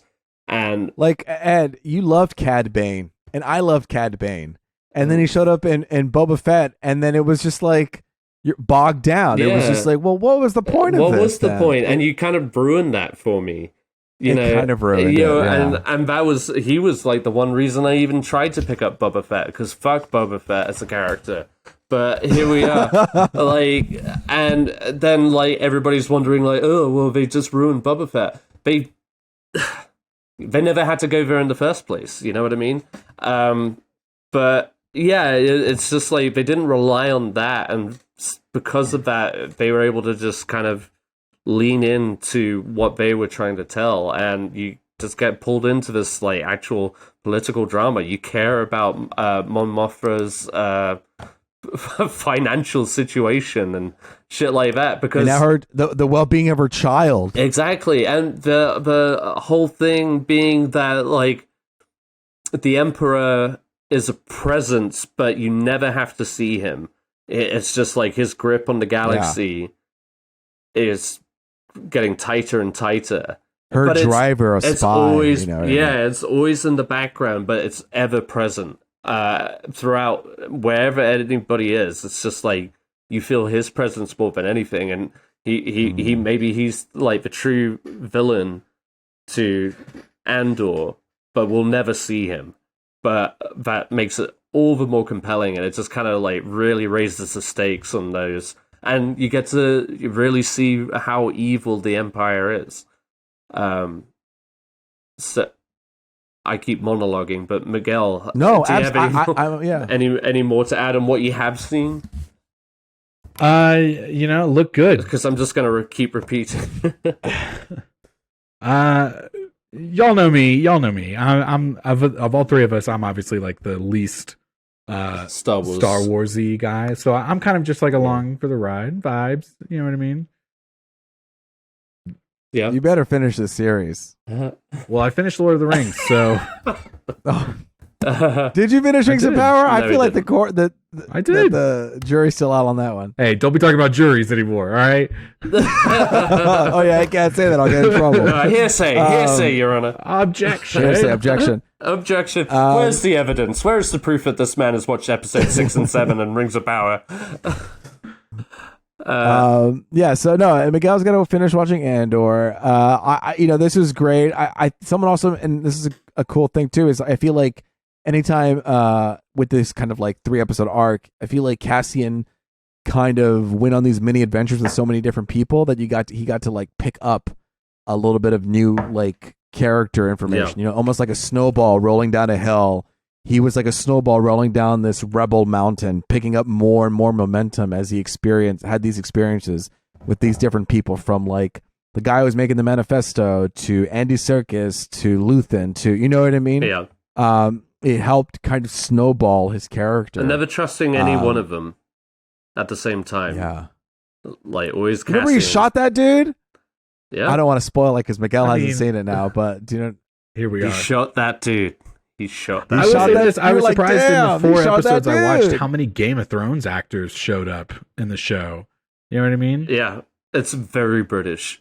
Yeah, and that's what initially my thought process came back around to. I was like, oh, there's a lot of actors from Game of Thrones. I wonder what like the property, like HBO is Warner Brothers, but that's not Star Wars. That's not Disney. How did they Yeah. get all these same actors again? Then I was like, oh wait, they're just British. It's just It's funny you say that too, because like at some point I was like, wow, I feel like there's only 2 characters, but I was like, wow, 2 characters, but like a lot of like Latin characters too, because you have Diego and Bix talking to each other in accents. So I'm like, oh, that's dope. Yeah. look at That's this. You know what I mean? And so it's good. What else? Yeah, I no, mean, this is exciting. Yeah, I mean, I'll just talk it to death, but all that to say, I mean, it's a great show. If you haven't checked it out yet, check it out. It's Please worth check it out. It's like it's a highly acclaimed show with like the lowest views, but I think it's something that they're obviously going to make the next season. It's the last season, and they already have a game plan and story arc for it. Yeah. But for the health of the brand of Star Wars, it's here to stay. And it's important that we kind of, and you know what, they haven't even announced their movies yet. So I would love to see Tony Gilroy, potentially doing like a Star More. Wars film. And, Yeah, absolutely. adding a little bit more of this, like More. him and what's it called? The guy who does Clone Wars, Dave Filoni. Dave Filoni. Like, I mean, fuck those me, two. Dave. like that's like two different styles. He's like that fun, fantastical, Yeah. pulpy Star Wars that people love, and then you have Tony gritty Gilroy, who's kind Michael of, Clayton, Star Wars. but they both can. He can bounce back and forth between the two. You know what I mean? Like, Yeah. let's let that. Like, I don't know, sugar and spice. work them together, Everything- baby. Work them together, Yeah. baby. Anyway, I loved Andor. thumbs up. 10 out of 10. Thumbs up. 4 out of 12 for me. Miguel, what do you think about that anvil guy? What do you think about that anvil guy? Man, why did he grunt like that every time he hit that thing? The first time it happened, I was like, oh, okay, maybe he like woke up on the wrong side of the bed or something, got a little crick in his back. Yeah. The second time I was like, oh, okay, this is from his like gut. You know what I mean? He's like, He is his job is a clock. I will say this, Luis, when you were talking He is a Quasimodo of that town. when you were talking about how they were like banging the medals and then how you like related that to them chanting all those things later, I was like, oh, no, I picked up on them banging those medals. Okay, I was paying attention. Yeah. Oh, you guys, let me ask you this. And if like I said, it was in the background while I was working, but tell me why it was like the 3rd episode and they keep cutting to that like village of people, and then that little boy, they don't speak English or whatever, they speak like whatever their tribe language is. Is that Andor as a little boy? Is that what that is? Yeah. Okay. Yes. All right. It's a So flashback. for a half second I was like, I thought they were happening. I don't know if that was intentional, but I was like, oh, this is happening at the same time as the storyline. And then at one point I was like, now wait a second. Is that Andor? Oh yeah, because you see Marva pick him up as a little Yes. boy, Yeah, and then she's clearly younger. Well, see, like I wasn't And paying then but I knew it was the same actress. And I was like, is she doing multiple things at the same time? I don't quite remember. And then they wipe out the entire tribe. And then I remembered them saying how genocide. the Canary or whatever they're called were all wiped out. And I was like, that's Andor as a child. Okay. I'm paying attention. All right, everybody. That's Andor. We can't wait to talk about Andor again.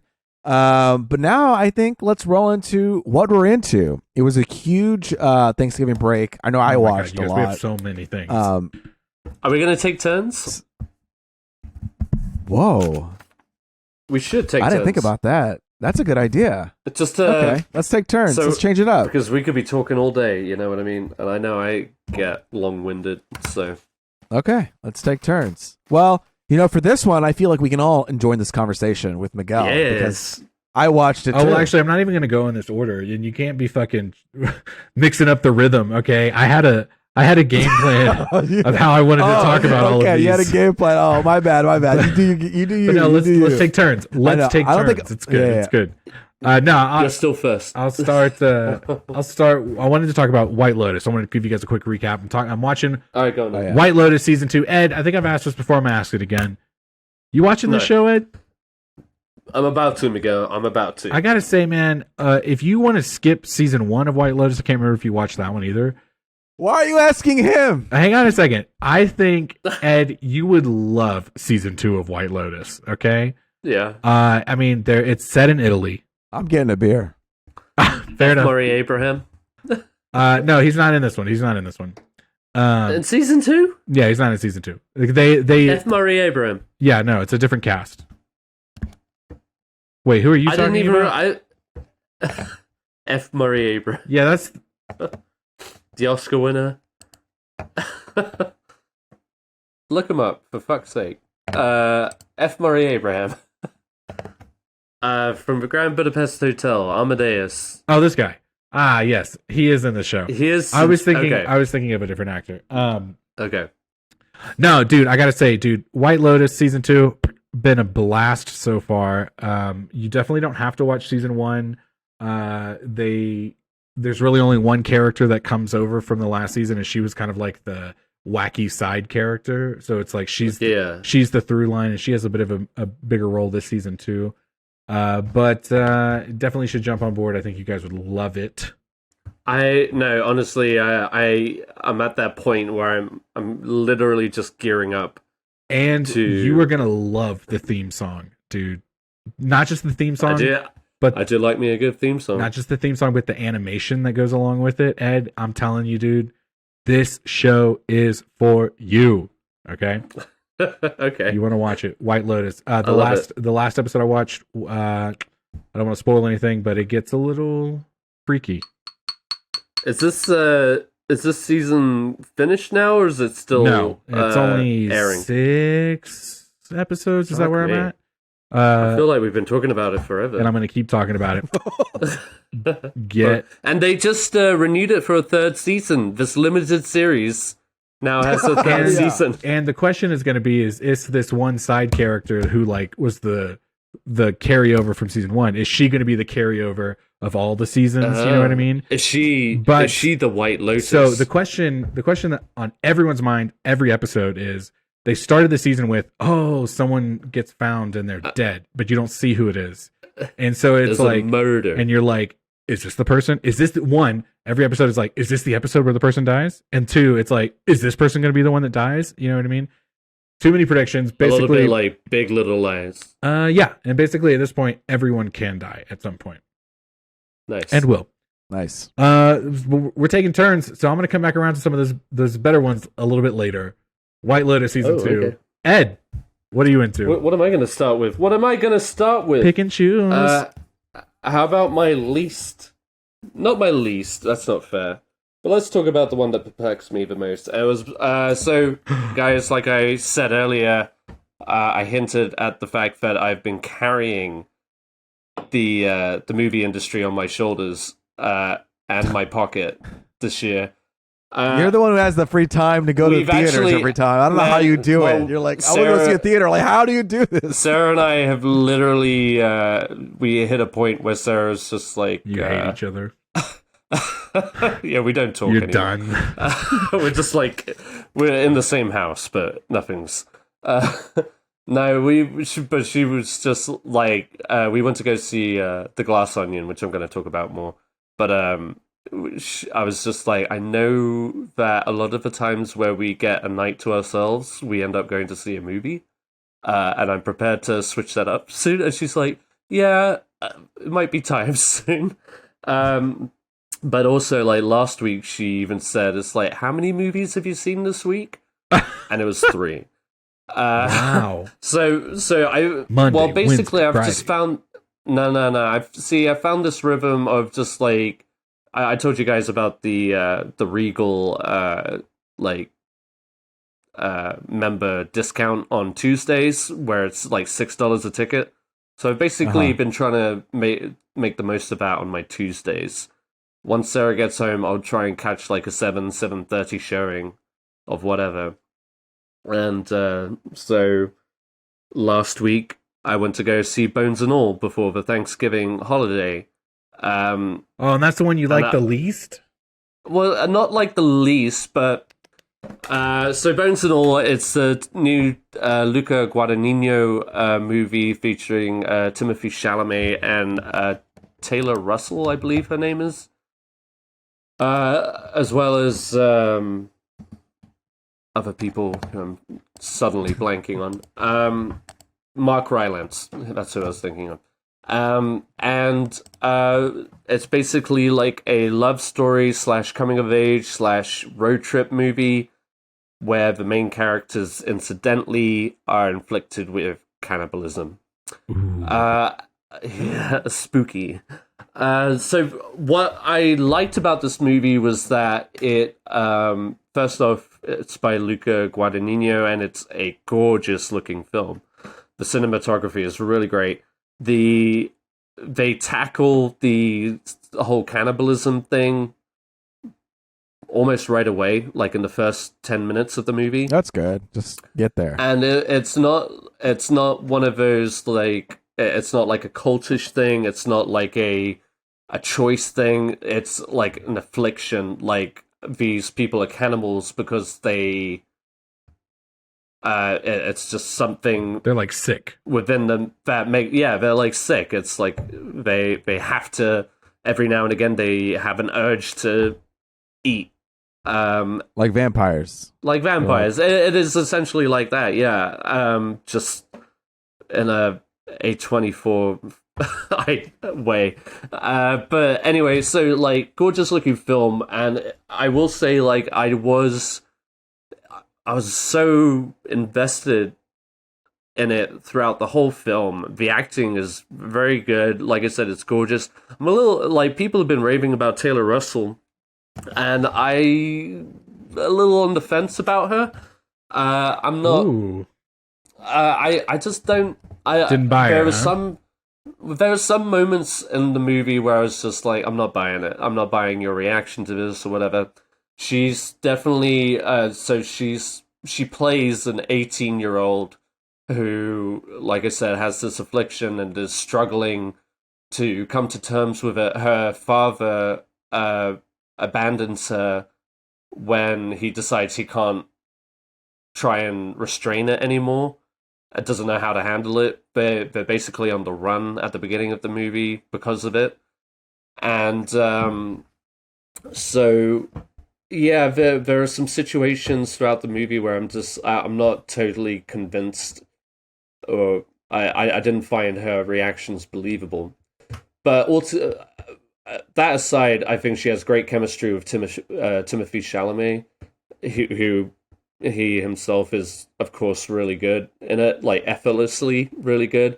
Mark Rylance plays like the creepiest fucking character, and it's probably like my favorite Mark Rylance. I was gonna say I'm most intrigued about him. He looks super cool. Man, like if he got like a He supporting, always plays like creepy characters. kind doesn't of, he? but like if he got like a supporting actor nod for this, I would not be mad at all. I thought he was really good, very effective. But the thing is like by the end of the movie, I just didn't know what I was supposed to take away from it. Like Miguel texted me, and I told him I was just like perplexed because I just didn't know how I was supposed to be left feeling. I'm not going to give any spoilers of what happens, but things happen, and I'm just with the overall tone of the movie and where it leads, I just kind of left myself. I was just like, okay, so what was I supposed to take away from that? Yeah. And to that effect, I was left slightly cold on it. Though overall, I enjoyed the movie, and I would never say it was a bad movie. And I think it's, if anything, I'd be curious to see what you guys would feel about it, because it's definitely going to stoke those kind of things. Because it's very disturbing, but at the same time, it's very beautiful, and you kind of, like I said, you kind of get swept away with the romance between the two main characters. So it's very conflicting at times, and so by the end of such it is to be a cannibal, conflicting. I don't want to eat these people, but I have to. But I have to by necessity, and so those were my thoughts overall on Bones and All, and it's one of those movies where I just kind of want more people to see it purely so I can talk about it more. I went to go when it comes out. Yeah, I went to go see it with our friend Josh, and he was kind of like in the same boat, actually. So, what was his? He thought the same thing about it. Yeah, too, kind of. Like he just didn't know what to take away from it. We were both just kind of like talking it out at the end of it, just like, like listing off what we liked, and then what left us just like, I don't know how to think about that kind of thing. Yeah. It's not like twisty or turny. It's just like things happen. It's not obscure or abstract or anything. It is what it is. But you just kind of left like, okay, all right, that was that movie. But it's very well done. It's gorgeously shot, very well acted, and to that, it's worth a see. So. Okay, I can't. I don't know how long it's going to stay in theaters, but once it goes to VOD, it's not like sometimes I'm just in a situation where I can't go to the theaters. I get it. But if it does come to VOD, then for sure I'm gonna try to check it out. Let's see. All right. Okay, let's talk about See How They Run. So, See How They Run. Not the worst one of the bunch, but we're gonna start there. Let's see. I have my notes because it's been a while. It came out on HBO Max. Yeah. So it had a great little cast. Saoirse Ronan, Samuel Rockwell, Sam Rockwell, amongst others. Yep. Amongst others, yeah. And it's there's a basically there's it's set like in 1950s London. In the West End, the famous play The Mousetrap, which is kind of like a famous Agatha Christie whodunit that to this day is still playing in the West End. Wow. Yeah, it's I think it's like one of those earlier whodunits that's just like so by the book. If anything, it's just more of a tradition now. You know what I mean? Right.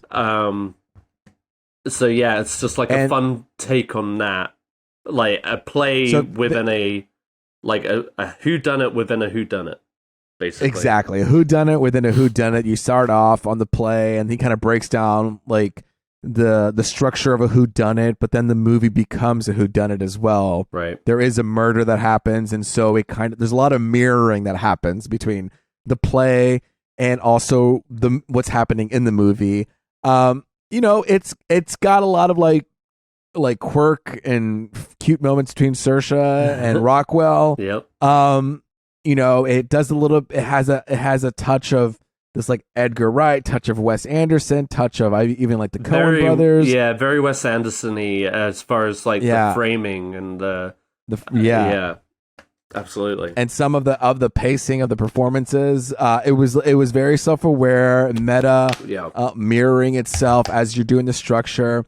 And then by the end of it, I was just like, oh, that was pretty good, but it wasn't like this was awesome, right?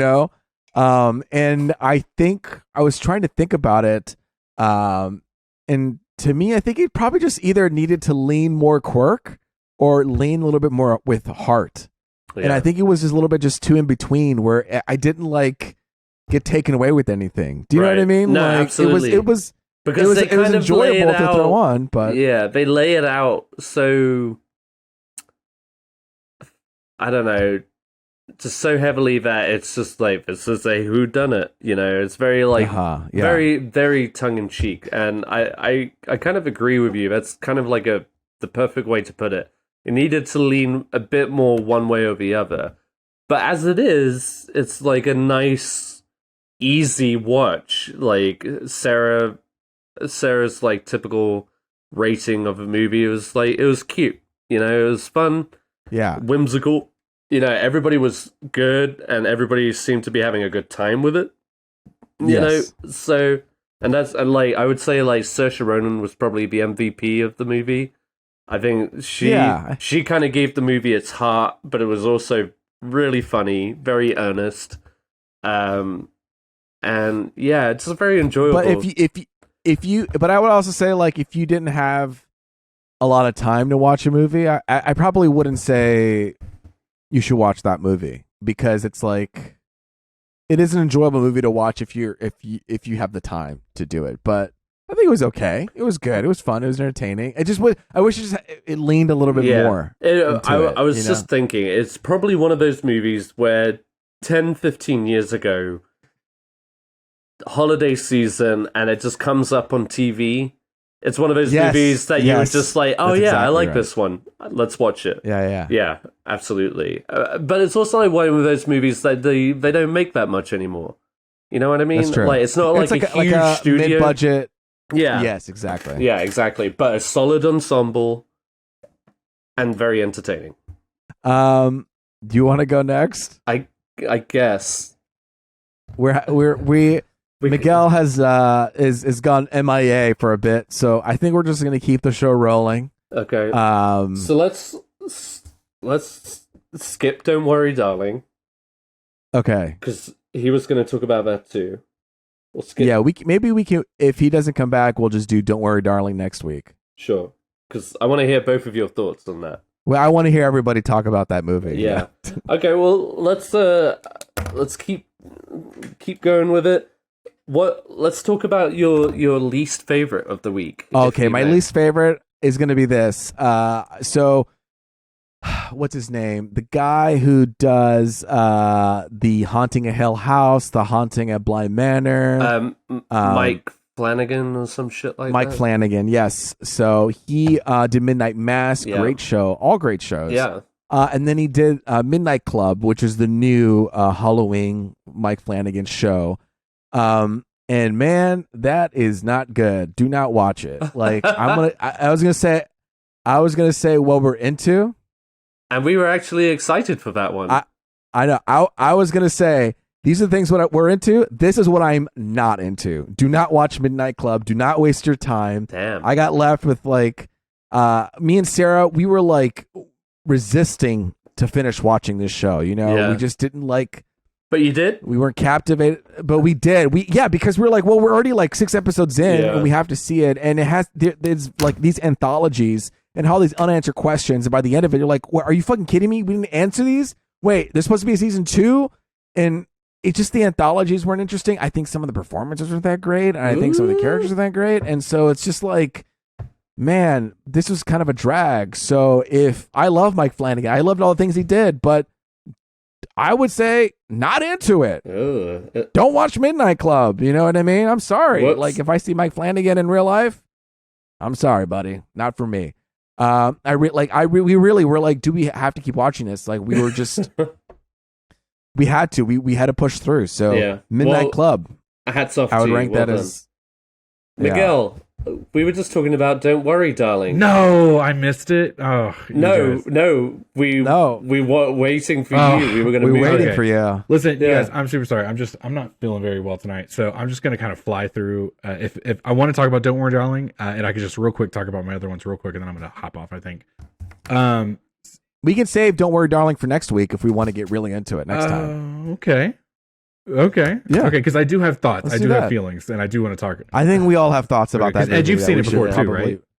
Yeah, when I was in theaters. All of us. Okay. I went to see that motherfucker on my birthday for some reason, but you hate yourself. No, we'll talk about that later. No, yeah, okay. Yeah. I'm sorry. I'm not feeling too good, but no, I do just want to quickly say that I did watch that movie, and I do have thoughts, and we'll talk about it. I am currently playing God of War Ragnarok. I'm still not done. You guys, I'm 30 plus. I have a kid. I have a job. I'm not done yet. You're ahead of me. It's a long game too. It's honestly like I love the fact that I'm like, oh, it keeps going. We're still doing it. Yeah, having a good time. Real quick, just want to complain about one thing. That one level. First off, I'm really upset that there's so many levels where you have to play as the sun. Although they have gotten better a little bit. Oh, good to hear. Yeah, but that very first one, his scenes. No, like the levels that you play as him have gotten a little bit better. And it does add to the story. You're like, oh, okay, I'm getting like a different side of the story now, and that's okay. But that I'll say this, man, that first level where you meet his friend for the first time. And then you have to go through and like do all these chores and errands and shit was the most boring level I've ever played. And it goes on for at least an hour. Like yeah, it's a tough one. And I wanted to ask you, Luis, when you play video games, is there like replay value for you? Like, do you go back and play them again? Or are you one of those gamers that's like, I played it, now I want to move on to the next one? Typically play it and move on to the next one, but I did feel like I really wanted to replay Jedi Fallen Order. So I can also see myself playing God of War again, but I think when I'm so behind, I kind of that's a luxury that I don't have. See, I'm kind of the opposite. I'm definitely one of those that I like to replay games. I like to replay games multiple times. New Game Plus is one of my favorite features ever. But I will say this was the first time that, especially because of that Atreus level that took forever to get through, I was like, I don't know if I'm going to replay this when I'm done. Because you should, because you can save points, but you won't have the New Game Plus for that save point, right? Exactly. So it's like, if you want to do that again, you know what I mean, and experience the whole story again, which might be fun, you really got to slog through that one level, and it's early. It's early in the game. Yeah. So it's a tough one, and I don't want to overtalk it, but I will say, other than that one brief complaint, I'm having a really good time. The movie I want to talk about, though, you guys, I think you guys remember when we talked about Nope last time. I might have mentioned that I did fall asleep in the theater when I was watching this, which again. And you also left it in the middle of the theater too, right? To go to the bathroom. Baby, I pee. I'll pee through any movie. I don't give a fuck. I do not care. I'm 30 plus. Okay. This is not a streaming service. He's just saying. Yeah, no, I'm just that old. No, I will say, for me, you guys, I think this movie benefited from being able to watch it at home. No ads or anything. I did watch Nope. Jordan Peele's Nope. It was a great one. It's on Peacock? It's on Peacock, which is like one of the shittier ones. But here we are. It was having a good time. Especially after watching Don't Worry Darling with Kristen over the holiday break. I was like, I do want to watch Nope, and we're going to watch that one together. So we did it like 2 nights back to back. We did Don't Worry Darling, and then we did Nope. Nice. And I thought they maybe not complimented each other, but you know what I mean? But they... Here's a bad movie, here's a good movie. We'll talk. Maybe. I don't know. I'm not going to give opinions. But let's end that thriller kind of vibe. You know what I mean? I took away so much more from this movie because I was actually awake, and I was telling myself, like, keep track of the scenes that you remember, and I was surprised. It was like a big chunk of that movie that I fucking fell asleep through, dude. Because like I was like, yeah, this is where I kind of remember falling off, and then it was like a half hour went by, and then I was like, oh yeah, I do remember this scene. No, it makes sense. Dude, man, I fucked up watching that movie the first time. No, dude, it was so good. I think it's one of Jordan Peele's best. I liked it. I liked it more than Us. Although I did like Us, but I liked it more. I think that'll be his next movie. Is Yes, and I'll take it. Sure. Daniel Kaluuya and Keke Palmer. I mean, the chemistry between the two of them And I love that you get to say that when it's not a romantic couple. You know what I mean? Yeah. It's like I bought their relationship straight away, straight out the gate. And it's a hard character that Daniel Kaluuya plays too, like that, man, like I was unemotional character. That's a hard trait to play. And he does it so effortlessly. And I was thinking he's got this like hat on, and I was just thinking, I imagine he went to Jordan Peele and was like, I want to do a character with a hat. You know what I mean? And it kind of just became this like iconic look in such a quiet, subdued way. You know what I mean? Yeah. He looked like just like a real person. Oh, dude. He carried himself differently because of that hat. Exactly. Exactly. And it was like he stepped into the role of that character in such mundane clothing. You know what I mean? I thought the set was beautiful. I loved the location. I thought I didn't understand the monkey and the TV show initially. It wasn't until like, I stayed awake through the whole movie that I realized like, this is the story they're telling for this specific character and what that means for like I don't know, treating these traumas. You know what I mean? Yeah. Just solid 10 out of 10. Could not stop watching. Didn't pause it once. Didn't stay on my phone. You know what I mean? Oh hell yeah! I had a great time. I will say I've been really looking forward to seeing that movie again. I really do want to watch it again because I keep thinking of scenes like when they're in the house, or at least Kiki Palmer's in the house, and the rain of blood starts trickling down. Like, what a fucking iconic moment. And that thing was scary. You know what I mean? Like legit. And I loved the fact I love when sci-fi is doing something that is not normal. It's not like you thought of an alien and they just put that alien on the screen. You know what I mean? Like it was like an interpretation that was different and it was scary. I just imagined myself getting sucked up into that thing and then like having to sit there for however long until it decides to eat you. You know what I mean? Digest you. Yeah. God, no, that was terrifying.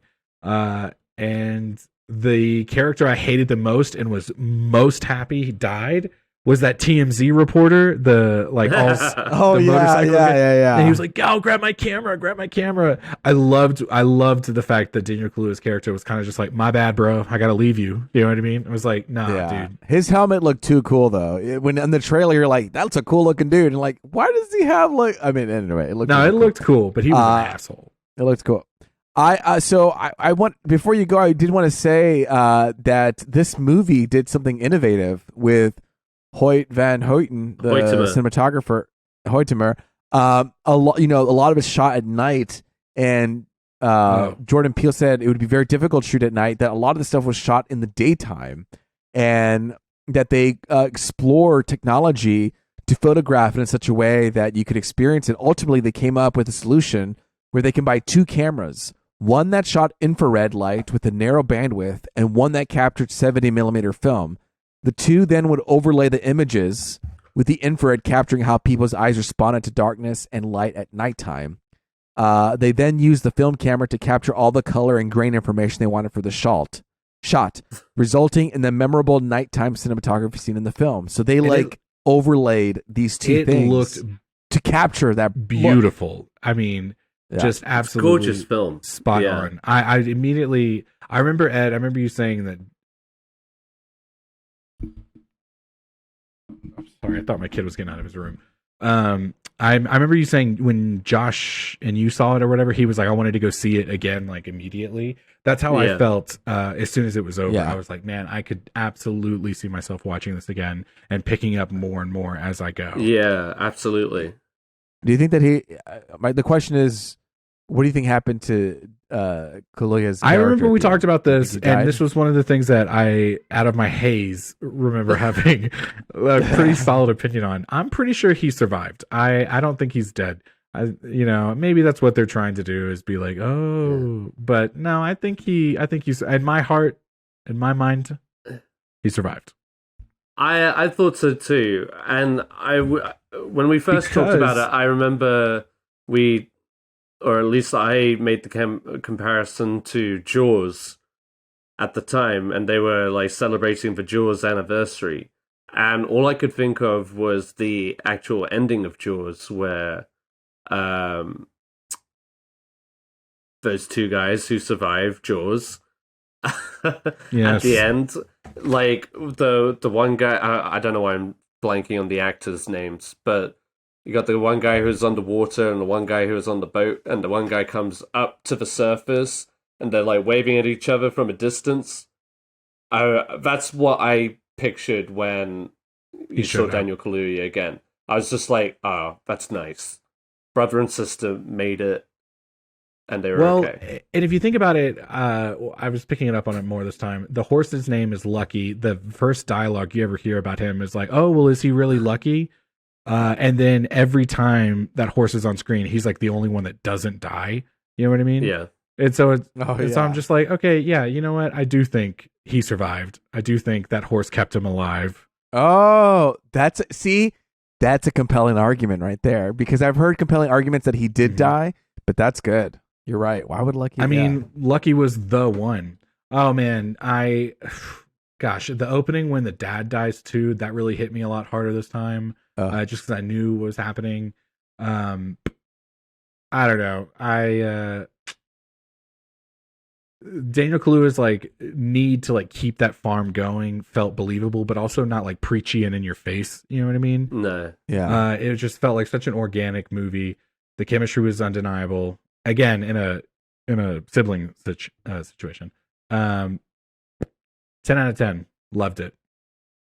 You guys, cool. Sorry, my brain's all over the place. Yeah, no. I'm Take care of yourself. I'm gonna bounce. Love you guys. Love you, nerds.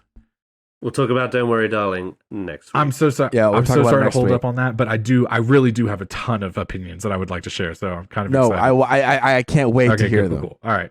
Well, I love you guys. I'm gonna go ahead. I'm gonna just leave if that's cool. All right. Yeah. Just leave. Bye. Just get. Yeah. All right, Ed. You talked about Bones and All. Let's see. I'm striking that. What do you want to talk about next? I want to hear your thoughts on Bullet Train, because I didn't care. Oh, Bullet Train. Yeah, let's do that.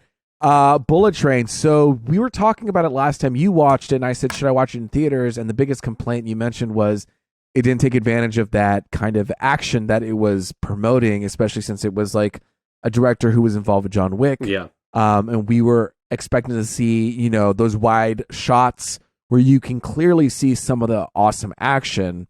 Even inside a small bullet train compartment, you've seen fighting sequences in small play out areas, and those are typically like the best. Yeah. You know what I mean? When they're in small like corridor corners fights. and halls. Yeah, Yes, everyone loves a corridor fight. Absolutely. So you think you'd be getting so many of them, these kind of one shot wides, and yeah, you don't get that. They do happen. And they're very energetic, but they're all very cutty. They're all very close. Very cutty, yeah. It's very cutty, but is it still? This is the thing. It's more of a. I would lean it more of like this quote unquote like blockbuster mystery movie, more than that happens to be an action movie. Do you know what I mean? I'm trying because because the driving thing of the whole thing for me wasn't the action. Every time the movie was playing, it was like, wait, what's happening? Let me explain it to you. Right. This person was here and that person was there, but why is this person here? And who is this person? And who signed this? And so the whole pushing of the show of the movie was like questioning everyone's involvement into this thing, because everyone had a different angle of why they wanted the briefcase. Who killed this person? Why are they relevant? Who did what to who? And as the thing went on, you've got to peel the onion until you got to the end with some fun some fun action. I think I would equate this to like something you would watch on TBS or TNT. You know what I mean? Like a Saturday morning or Saturday afternoon, you're drunk, or Sunday, next day you wake up and you just watch this in the background. Something loud and poppy. Yeah, I think it's a poppy, punchy. I think it is still entertaining. I think it's something you could watch with your family, like an all-around like family movie, maybe. Interesting, right? Yeah. Maybe like your dad depends on or the your family, bros. I guess. Yeah. Like across generations. I feel like this is a movie that can reach across generations. but it was okay. It was you know, just okay. It was a ride, though, right? but just okay. it was okay. Yeah. I mean, I bet you're glad you didn't check it out in theaters, right? I am. Yeah, no, I saw this in a hotel room with family. See, that was the thing. So I mean, that's why it worked out. No. I was with like young crowd, old crowd, my crowd, and it was just, you know, easily digestible. Sure. While we were in a hotel waiting for the next day, you know. Yeah, let's just throw on the old Bullitt train. Yeah, and, man, I just remember being a little underwhelmed with the whole experience of it, and the promotion really sets you up to thinking that it was going to be great. And I think I came into it not expecting it to blow me away. Yeah, which helped. I will say, I think us having that conversation did help me curb my expectations. Yeah, absolutely. Yeah. Okay, well, hey, there you go. You gave it a try. Because there were surprises.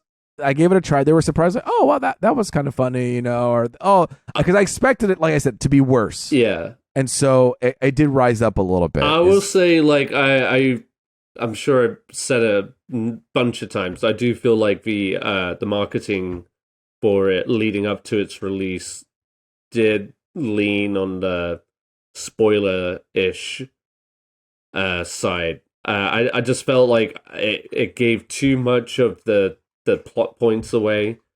To a point where, like, the climax I just felt was dull. I just didn't think, like, that was like the least entertaining fight of all of them.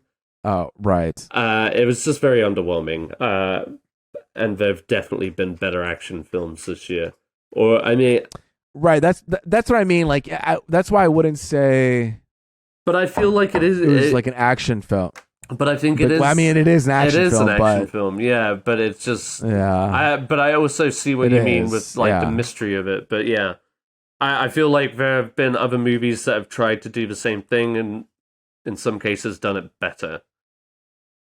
And all that to say, was this a better mystery than the what's it called, the Murder on the Nile? Oh, see, that's the thing, is, like, I didn't even associate Bullet Train as a mystery. I just saw it as an action film, and maybe that was my fault. Who killed the son? Who killed the son? Why was this person here? Well, somebody did. Know, who hired this? Who did this? It was a lot of who, why. Right. Yeah. I was surprised to. Yeah, I was surprised as I was watching. I was like, oh, this is a lot more, you know. Okay, so that's Bullet Train. That's Bullet Train. Let's cross it off. How about one of my movies? I want to hear. I want now. You asked about. You tell me. Don't worry. No, I want to know about The Menu. That was a movie. That's a movie I want to see. Yeah. You texted me and Miguel. You were like, "What should I see? The Fabelmans or The Menu?" I couldn't answer because I was stuck in jury duty. But The Menu was the movie I was going to say. So I want to hear your thoughts on The Menu. Incidentally, The Menu turned out a little better. The only hesitance I had towards The Fabelmans was that it was a 2.5 hour film, and to see a 2.5 hour film on a Tuesday night is a lot. So yes, I did go see The Menu. Mostly because you guys didn't respond in time anyway, so that was my only choice. Hey, I couldn't respond. All right, my phone is off in court. Yeah, I appreciate that. So yes. Anyway, regardless, it was a movie I had been wanting to see. We've talked about it a lot. Yeah. And I will say that it was just pleasantly exactly what you think it's going to be as you go into it. From all the marketing, it is exactly what it sets itself up to be, and that's without spoilers in the trailers. I think there's, like, a fine balance between spoilers and just kind of giving a little bit of context as to what's going on or where it's leading. And I don't think it was to any detriment that I had some inkling of how this was going to go, at least to some extent. But I found myself thoroughly entertained throughout it. It's good. It was fun. It was fun. It was gripping. You know, you kept at the edge of your seat. It's very much following this trend of eat the rich that this year in movies has had. I told you guys about that's Triangle of Sadness. Triangle of kind Sadness, very much the same thing. Not nearly as, like, grotesque or intense or insane as Triangle of Sadness, but very much on that same kind of level in that, you're getting a bunch of awful rich people into one unique dining experience that is turned on its head against them. With Ralph Fiennes as the head chef, who's so deliciously good. I don't I don't think this movie does anything so, I don't know, like wowing that it's gonna be like a big Oscar contender. But it's fun. It is a fun and very solid movie, and Ralph Fiennes is, predictably very good in it. Anya Taylor-Joy, who's really more of the main character, also also very good. She is kind of taken on this date to this very exclusive, it's maybe like 10 people tops, dining on this experience, Hawthorne Island, where so she's the audience who's like the character outside of all of this, like, she's not rich. She's not rich. She's not a chef though. She's not a foodie. She thinks they're going out to a fancy dinner. She's the everyday innocent, kind of like in the horror verse of like things. Yes, and it is what I love about the film. It's very kind of tongue in cheek, where you have Ralph Fiennes introducing each course and giving it's very fun. It's like just like a very fun way to go about it. And then on screen it'll show you the dish in a very glorious like chef's table kind of manner, with a literal like subtitle description of what the dish is. And as it goes along, it gets like more absurd, without giving anything away. And then it ends on like a fantastic little joke of like cuisine or whatever. And whilst it's like a foodie film, like there's like gorgeous looking food, very expensive looking food. It's very like gastronomy heavy food, so it's not like, I don't know, but like in the context of it, you're just like, it's, if anything, it's kind of like seeing the food as kind of levity to the situation that's actually going on. And it's very fun. Good. It's very good. It's very well done. And it's just like a solid crowd pleaser. I feel like the audience I was with was having a good time with it, and the way it ends too. So yes, would recommend. I think it would be a fun one to see in the theater with a crowd. Regardless, like I said, I was very excited to see this film, and I think it met my expectations. It didn't like surpass them, and like I said, I don't think this is going to be like a big contender or whatever. But I feel like this is one of those movies that people will look back on. It's just like, that's just a damn good movie. Like, very well done, very intriguing, intense at times, hilarious at others. It's just like a perfect mishmash of everything. So that's so good. I'm glad to hear. I want to see that movie as well. All right, very so good. I asked you what I wanted to hear you talk. Now your turn. What do you want me to talk about next? Oh, so many options. Okay.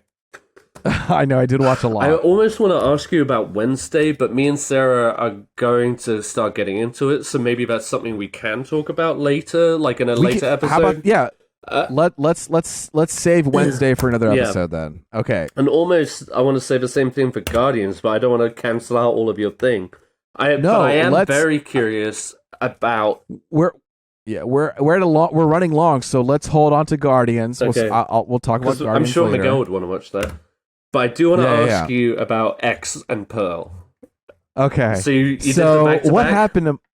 I did. What happened? This is what happened. I was watching Wednesday, and then I just wanted to watch horror movies after that. So that's why I watched X. That's reasonable. I watched Pearl. Reasonable. I watched Black Phone. I watched. I was going to try to watch Smile. I didn't have enough time to watch Smile. I was going to watch these other ones. But yeah, X and Pearl. I even paid money to watch Pearl because I didn't want to wait. Yeah. I paid $6 to rent that movie because I just wanted to see it. X was available on Peacock maybe or Paramount. Okay. Maybe Paramount. I don't remember. It was available on something. I think Paramount Plus X was. So I watched that first, even though but the reason why is because I heard such big praise for Pearl that came out this year. Actually, both movies came out this year.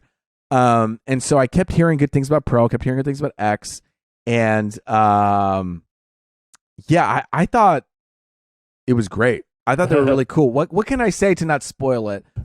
See, that's the thing. I will say that I literally, kind of like Barbarian, I've seen nothing on these. I haven't watched any trailers. I haven't read any synopsis. I've just read reviews.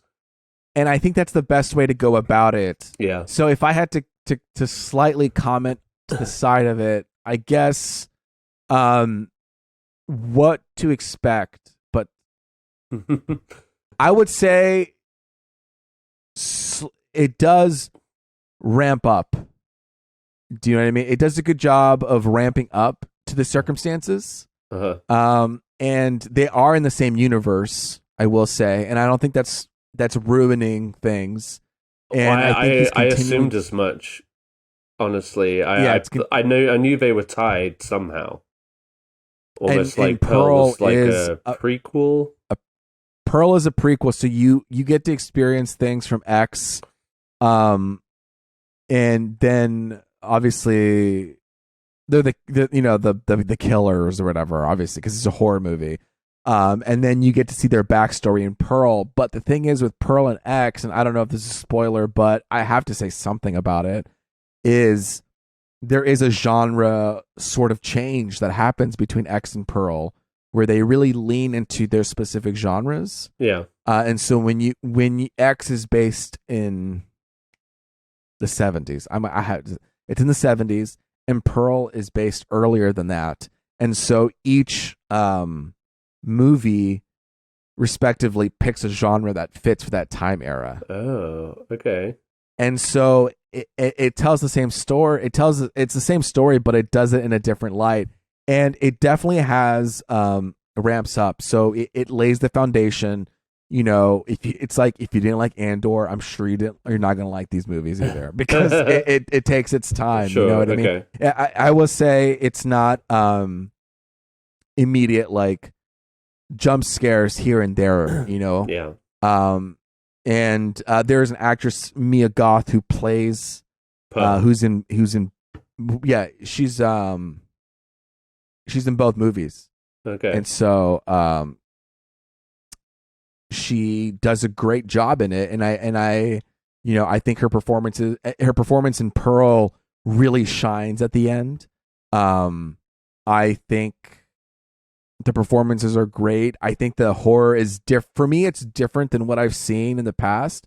It forced me to readjust my expectations of it, but it's not a bad thing. It's kind of like stretching. You know what I mean? Like when you stretch the muscle a little bit different, you're like, oh yeah, I needed to feel that. I think that's what it did for me. Okay. I think X and Pearl were not terribly long.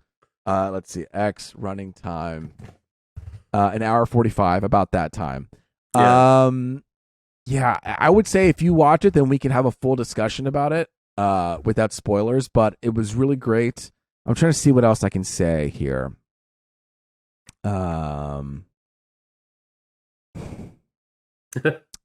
It also has thematic similarities between the two, okay, which is pretty cool.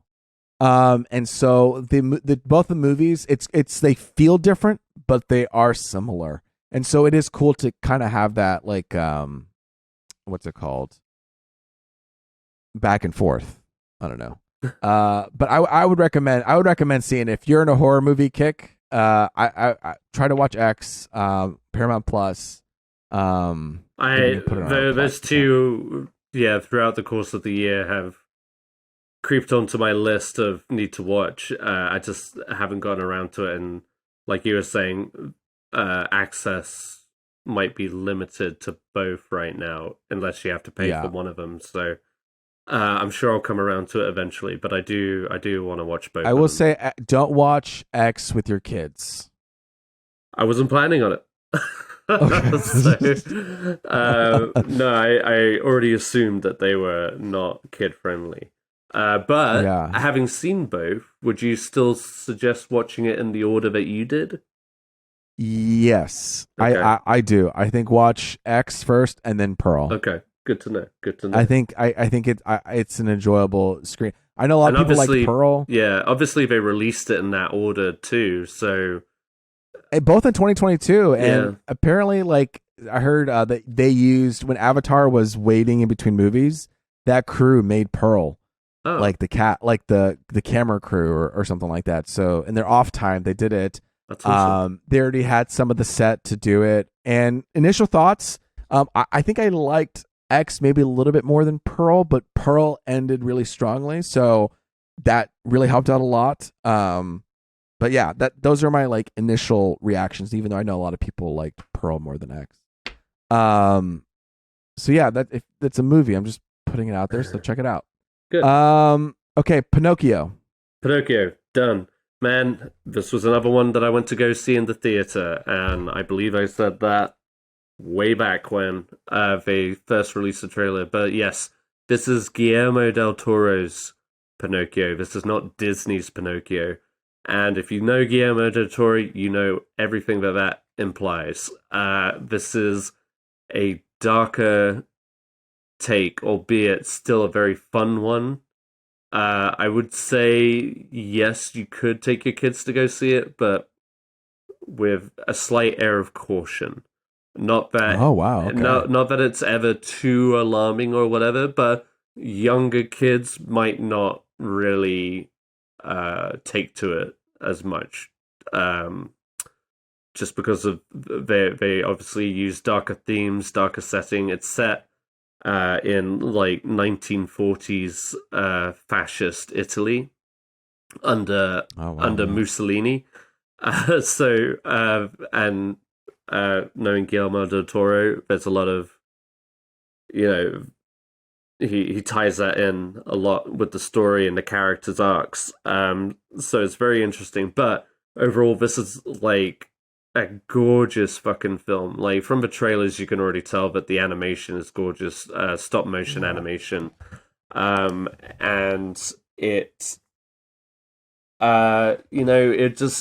it took me, I wouldn't say by surprise, but like I was so caught up with the story, and I was surprised. I guess because we all know Disney's Pinocchio by now, Right? And I know, with some fairy tales, like with what am I thinking? The Brothers Grimm, Right, like Little Mermaid and things like that. Yeah, where like the real actual fairy tales are a lot darker compared to what we've come to know through Disney. Like Ariel dies and becomes a bunch of sea foam. Yeah, exactly. Like it's very much like that, but it's got there's like a lot of heartbreak. There's a lot of humor to it. The creation, the ultimate creation of Pinocchio, is treated like the birth of Frankenstein's monster. And that's okay. Yeah. So it like visually, it's made to look like a horror film, but tonally, it's hilarious just because of how he goes about it. Geppetto, who mourning the loss of his 10-year-old son, eventually decides to recreate his son through a puppet. And so on one drunken night, he's like, he chops down a tree and he starts carving it, and so Pinocchio has like nails sticking out of his back. He looks like kind of spidery. It's very well done. It's like I was curious. Like Miguel's not here now, but there are a few like musical numbers in here, not like huge bombastic ones, but but they're songs that kind of like, first off, are very beautiful. The score is done by Alexander Desplat, and oh wow, he did music for like Wes Anderson and things like that. And more recently, he did for Guillermo del Toro. He did The Shape of Water as well. Oh, and it yeah, so gorgeous score. But yeah, there's maybe I would say only maybe like 4 songs throughout the whole movie. But they're thrown in there, and they kind of just like move the story forward. They're not just like, okay, let's stop and here's a musical number. The only time that the Right. movie does that is literally at the end credits, where Ewan McGregor's uh Sebastian, I want to say, cricket, uh the Jiminy cricket counterpart. He, like, during the end credits, he has his own little musical number, which is just good fun. So yeah, it was very touching, very emotional, very dark, very funny at times. It's a gorgeous film. I think, for one, yes, people should go and see this in theaters. There's like a very limited window in which to do that now. Maybe like another week, I think, before it hits Netflix. And it's on Regal. Like you're on the Regal train. That's right. It's like it's not on AMC. This is what I'm talking about. Like Yeah, Glass Onion had all three, and here I can only watch it Yeah. on Regal. which is So, a shame yeah. because I feel like if Netflix is going to go for anything with this movie, obviously it's going to be for Best Animated Feature at the Oscars. Yeah. But man, I mean, I would love it if it picked up a Best Picture nod, because it's definitely one of my favorite movies of the year. And I mean, I could say that about a lot of the movies we've discussed, but like this one, I really want to emphasize just like how beautiful it is, and I hope it just doesn't, like, a lot of people seeing a second Pinocchio movie of the year, they're just like, oh, another Pinocchio movie. It's like, it's not that at all. It is its own thing, separate from Disney. If anything, you kind of wish Disney would take a step back from just like shot for shot remakes and try new and original stuff like this. And, like, movies like this need to be seen by a wider audience, like, absolutely, and it needs like a proper theatrical run. Like, I've told you guys personally that I think this is like Guillermo del Toro's best film since Pan's Labyrinth, which is, yeah. for me, saying something. I'm always a fan of Guillermo del Toro. He's one of those directors that you always want to check out his movies, regardless of what it is. And I've seen most of his movies in theaters since Pan's Labyrinth, if not all of them. But yeah, no, yeah, all of them I've seen in theaters since Pan's Labyrinth. And I just thought it struck all the right chords. It was very touching, very sweet, very beautiful to watch. And yeah, would recommend. I mean, I feel like if I have an opportunity to watch a movie in theaters, I guess this would beat The Menu. Like, I should watch this in theaters before that, just to see the beauty of animation on the big screen. Yeah, I mean, especially because of the limited window that you have to see it, and I feel like The Menu might stick around for a little bit. So yeah, Guillermo del Toro's Pinocchio. Amazing. So let's see. We got 1, 2, 3 more things to cover. Okay. I'm going to talk about mine's Quake. This is going to be the next. This is my last one since we're saving the next ones. Black Phone. So let's hear it. Black Phone is. You know what? Let me try to remember again. So Scott Derrickson directed this movie. He was the director for the first Doctor these Strange other movies, like the first Doctor Strange. He was supposed to do Doctor Strange 2, Multiverse of Madness, dropped out because of creative differences. Ended up doing Black Phone, and he did movies like Sinister, other horror movies. Oh, yeah. He was excited to bring horror movies into the MCU. He clearly couldn't do it the way he wanted to. So Black Phone stars Ethan Hawke. I think it's based like in the 70s. It's about a guy who kidnaps these kids. And Ethan Hawke kidnaps this kid. And when he's left in a cellar, there's a black phone, and the black phone has access to past victims, and the past victims are kind of helping him escape from the cellar. Ethan Hawke plays a character who is a serial killer and and can only kill when their victims play out the role appropriately. You know, so to kind of feed off that thing, and it actually did have a little bit of a fantastical element to it, where his sister could have these dream visions, and so she could kind of like have dreams that would inform her about the past, inform her about what's happening now. And so she was kind of like a seer in that sense, which I didn't expect there to be.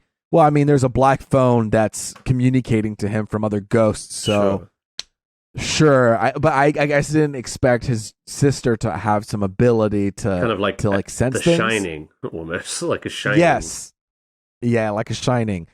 And so I watched it, and you know what? For the most part, I think it was okay. Okay. I kind of expected it to be a little bit better, but it felt like it was just like once you knew what was going on with the movie, you knew how it was going to end, and so you were just kind of waiting for all the pieces to fall down. Do you know what I mean? Where it's like, all right, we're here. There were 4 victims. Let's hear from all 4 victims. They're all going to contribute something, and obviously he's going to escape. And and there wasn't really too much of a. There was minor tension in small moments, but overall, I think I didn't feel huge tension, and I knew how it was going to play out. So that's why I think it was an okay movie. Yeah. And I know it did well in the summertime, but I don't know. I think people were talking about this a lot. I mean, do you think it was maybe like the hype at this stage that maybe like you had higher expectations than you may have had? It could have been that, yeah, for sure. And it could. I mean, because unlike Barbarian, I remember seeing the Black Phone trailer a lot leading up to its release. But I don't think I ever came across the Barbarian one. I never came across Pearl or X. They just kind of came out, you know what I mean? Yeah. I would. Well, that's the thing. Like, it's like I would recommend Barbarian and X and Pearl over Black Phone. It just seems like we've played this kind of movie before, and Barbarian was just so interesting, and its story structure. X and Pearl was just daring in how it paced everything and was willing to keep an audience through these moments, you know, unorthodox moments, and so that's why I was fine with it. But Black Phone, just maybe it was the hype. I just felt I know what's happening here. So okay, well, so there, Black Phone. Let's see. So now we got you. Which let's talk about. Just talk about the Glass Onion. Yeah, that's what I was gonna say next. I could talk about the World Cup, but we've still got like 2 or 3 more weeks of that. Yeah. So whatever, I can save it. We'll save it. So Glass Onion, the last one. All I'll say about the World Cup is, go England. I know. Well, it was a tie, right, between USA and England. They said there was going to be a blowout. Didn't they say that? I'm sure I said it at some point. I know. But you know what? They went ahead and thrashed Wales in their game, and they left in the top of their group. So onwards and upwards. The Glass Onion, talking about Eat the Rich. This is yet another one where the rich are the very devil, as it were. So yes, this is the follow-up to 2019's Knives Out. Yeah. Ryan Johnson's original Whodunit. Following the adventures of Benoit Blanc. And so this is a fun follow-up. Netflix picked up the franchise, if you will, I guess, that it's about to become. And I guess they've got Ryan Johnson signed up for 2 or 3 more movies. Well, they have this one, then one more after this. One more. But Ryan Johnson has said he could keep doing it. Yeah. Depending, I guess. But yeah, all that to say, yes. So Glass Onion follows it up. No way related to Knives Out beyond the main character, Benoit Blanc. who finds himself in a Greek island at a billionaire's very fancy, schwanky, high-tech island getaway, I guess. Mm-hmm. On a, I don't think it's a. I guess it is a birthday. It's like a birthday weekend where he's invited his closest friends to come have a weekend. And those are his friends. his Benoit friends, Blanc's quote-unquote- friends. No, not Benoit Blanc's. The other characters. Edward Norton. Edward Norton. It's his Yeah. island. Yes, Edward Norton's character. And they're just kind of like a mishmash of different zany rich characters. Yeah. And with the likes of Dave Bautista, Catherine Hahn, Kate Hudson, Janelle Monáe, Such a good cast. and oh man, it's like a spoil of riches. It's and yes, and somewhere in the mix there's a murder mystery. And I won't give too much away because I think the fun thing about these Knives Out mysteries, or has been, is that they take the whodunit frame, like structure, and kind of flips it on its head halfway through the movie or whatever. Yeah. At least that's what the first one did. And so it to say overall, I did very much enjoy it. I did feel like this movie was more on the comedy side than the mystery side compared to Knives Out. A very much more modern, higher budget. You felt like this was more of a spectacle movie. And not necessarily in a bad way, but it just takes a different tone in that sense. There's a fuck ton of cameos that I will not spoil here. Okay, good. But with each one that comes on screen, you're just kind of like giggling to yourself, and you just get the sense that everybody on screen is having such a good time with this story. And credit to Rian Johnson, who manages to live up to the standards left by the previous film. Whether it surpasses it or not remains to be seen. At least for me, and I'm sure this is the case for a lot of people, but the more I saw Knives Out, the original film, the more I loved it. Because the more it's just one of those movies that slowly unravels itself the more you see it. Right. You pick up on clues and yada yada, and it gets more fun the more you watch it. And I feel like this is going to be the same thing here, because as soon as you figure out, or as soon as they reveal really what's going on, then you're suddenly like going through your brain, okay, what happened there, kind of thing, which is just great. It's just like solid entertainment, which is what this movie is. It's just like solid entertainment. We had a pretty good crowd in our theater, and everybody was having a pretty good time with it. Me and Sarah came with me on this one, and she had a good time with it. It was very fun. And like I said, I think the tonal shift, if only slight, is the one thing that maybe threw me off a little bit more. Benoit Blanc is more of a central character this time, whereas in the movie, in Knives Out, he was more of like a side character. He was a passive observer of the murder, and he's more in the central frame on this one. So time will tell if it is as good as Knives Out, but all that to say, I had a really good time with it nonetheless. And great cast of characters. I feel like maybe Catherine Hahn was slightly underused. Like I kind of wanted to see more with her.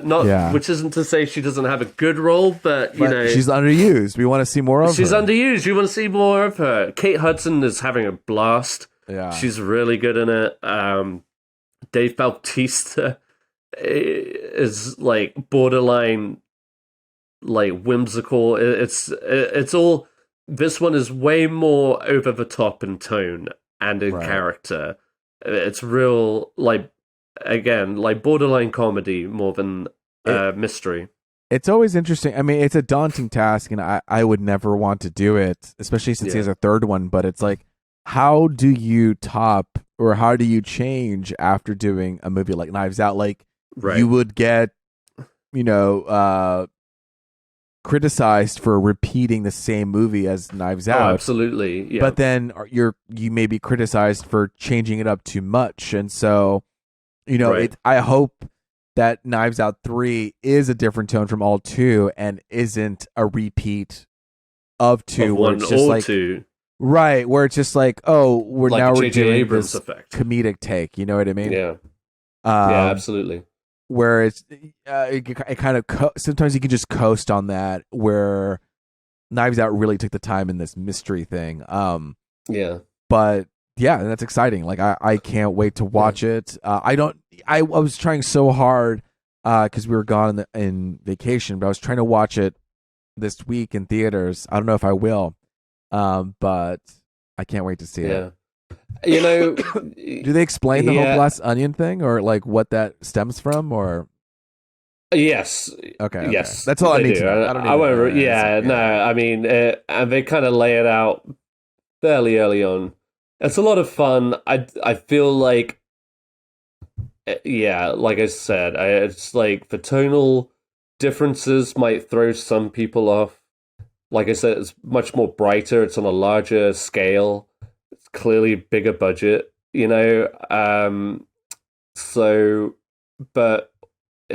overall, it's a fun time. It's a fun mystery.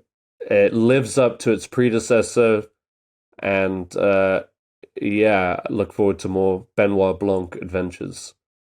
Hell yeah! Well, shit, man. I love the holidays because we get to see so much stuff. I'm working overtime. I know. I've watched some stuff. We're gonna wait to talk about it soon. We're gonna talk about Don't Worry, Darling soon. We're gonna talk about Wednesday soon. We're gonna talk about the Guardians Holiday Special soon. Soon we'll talk about Phase 4. We're gonna talk about World Cup. We have a lot to talk about. And then obviously Oscar season's coming. We're gonna talk about the best films of the year. My God. It's all very exciting times. But you're gonna have to wait till next week. But until then, I've been Luis Gonzalez, and with me has been previously Miguel Sanchez and Ed Bull. There you go. And until next time, later, Gators. Later, Gators.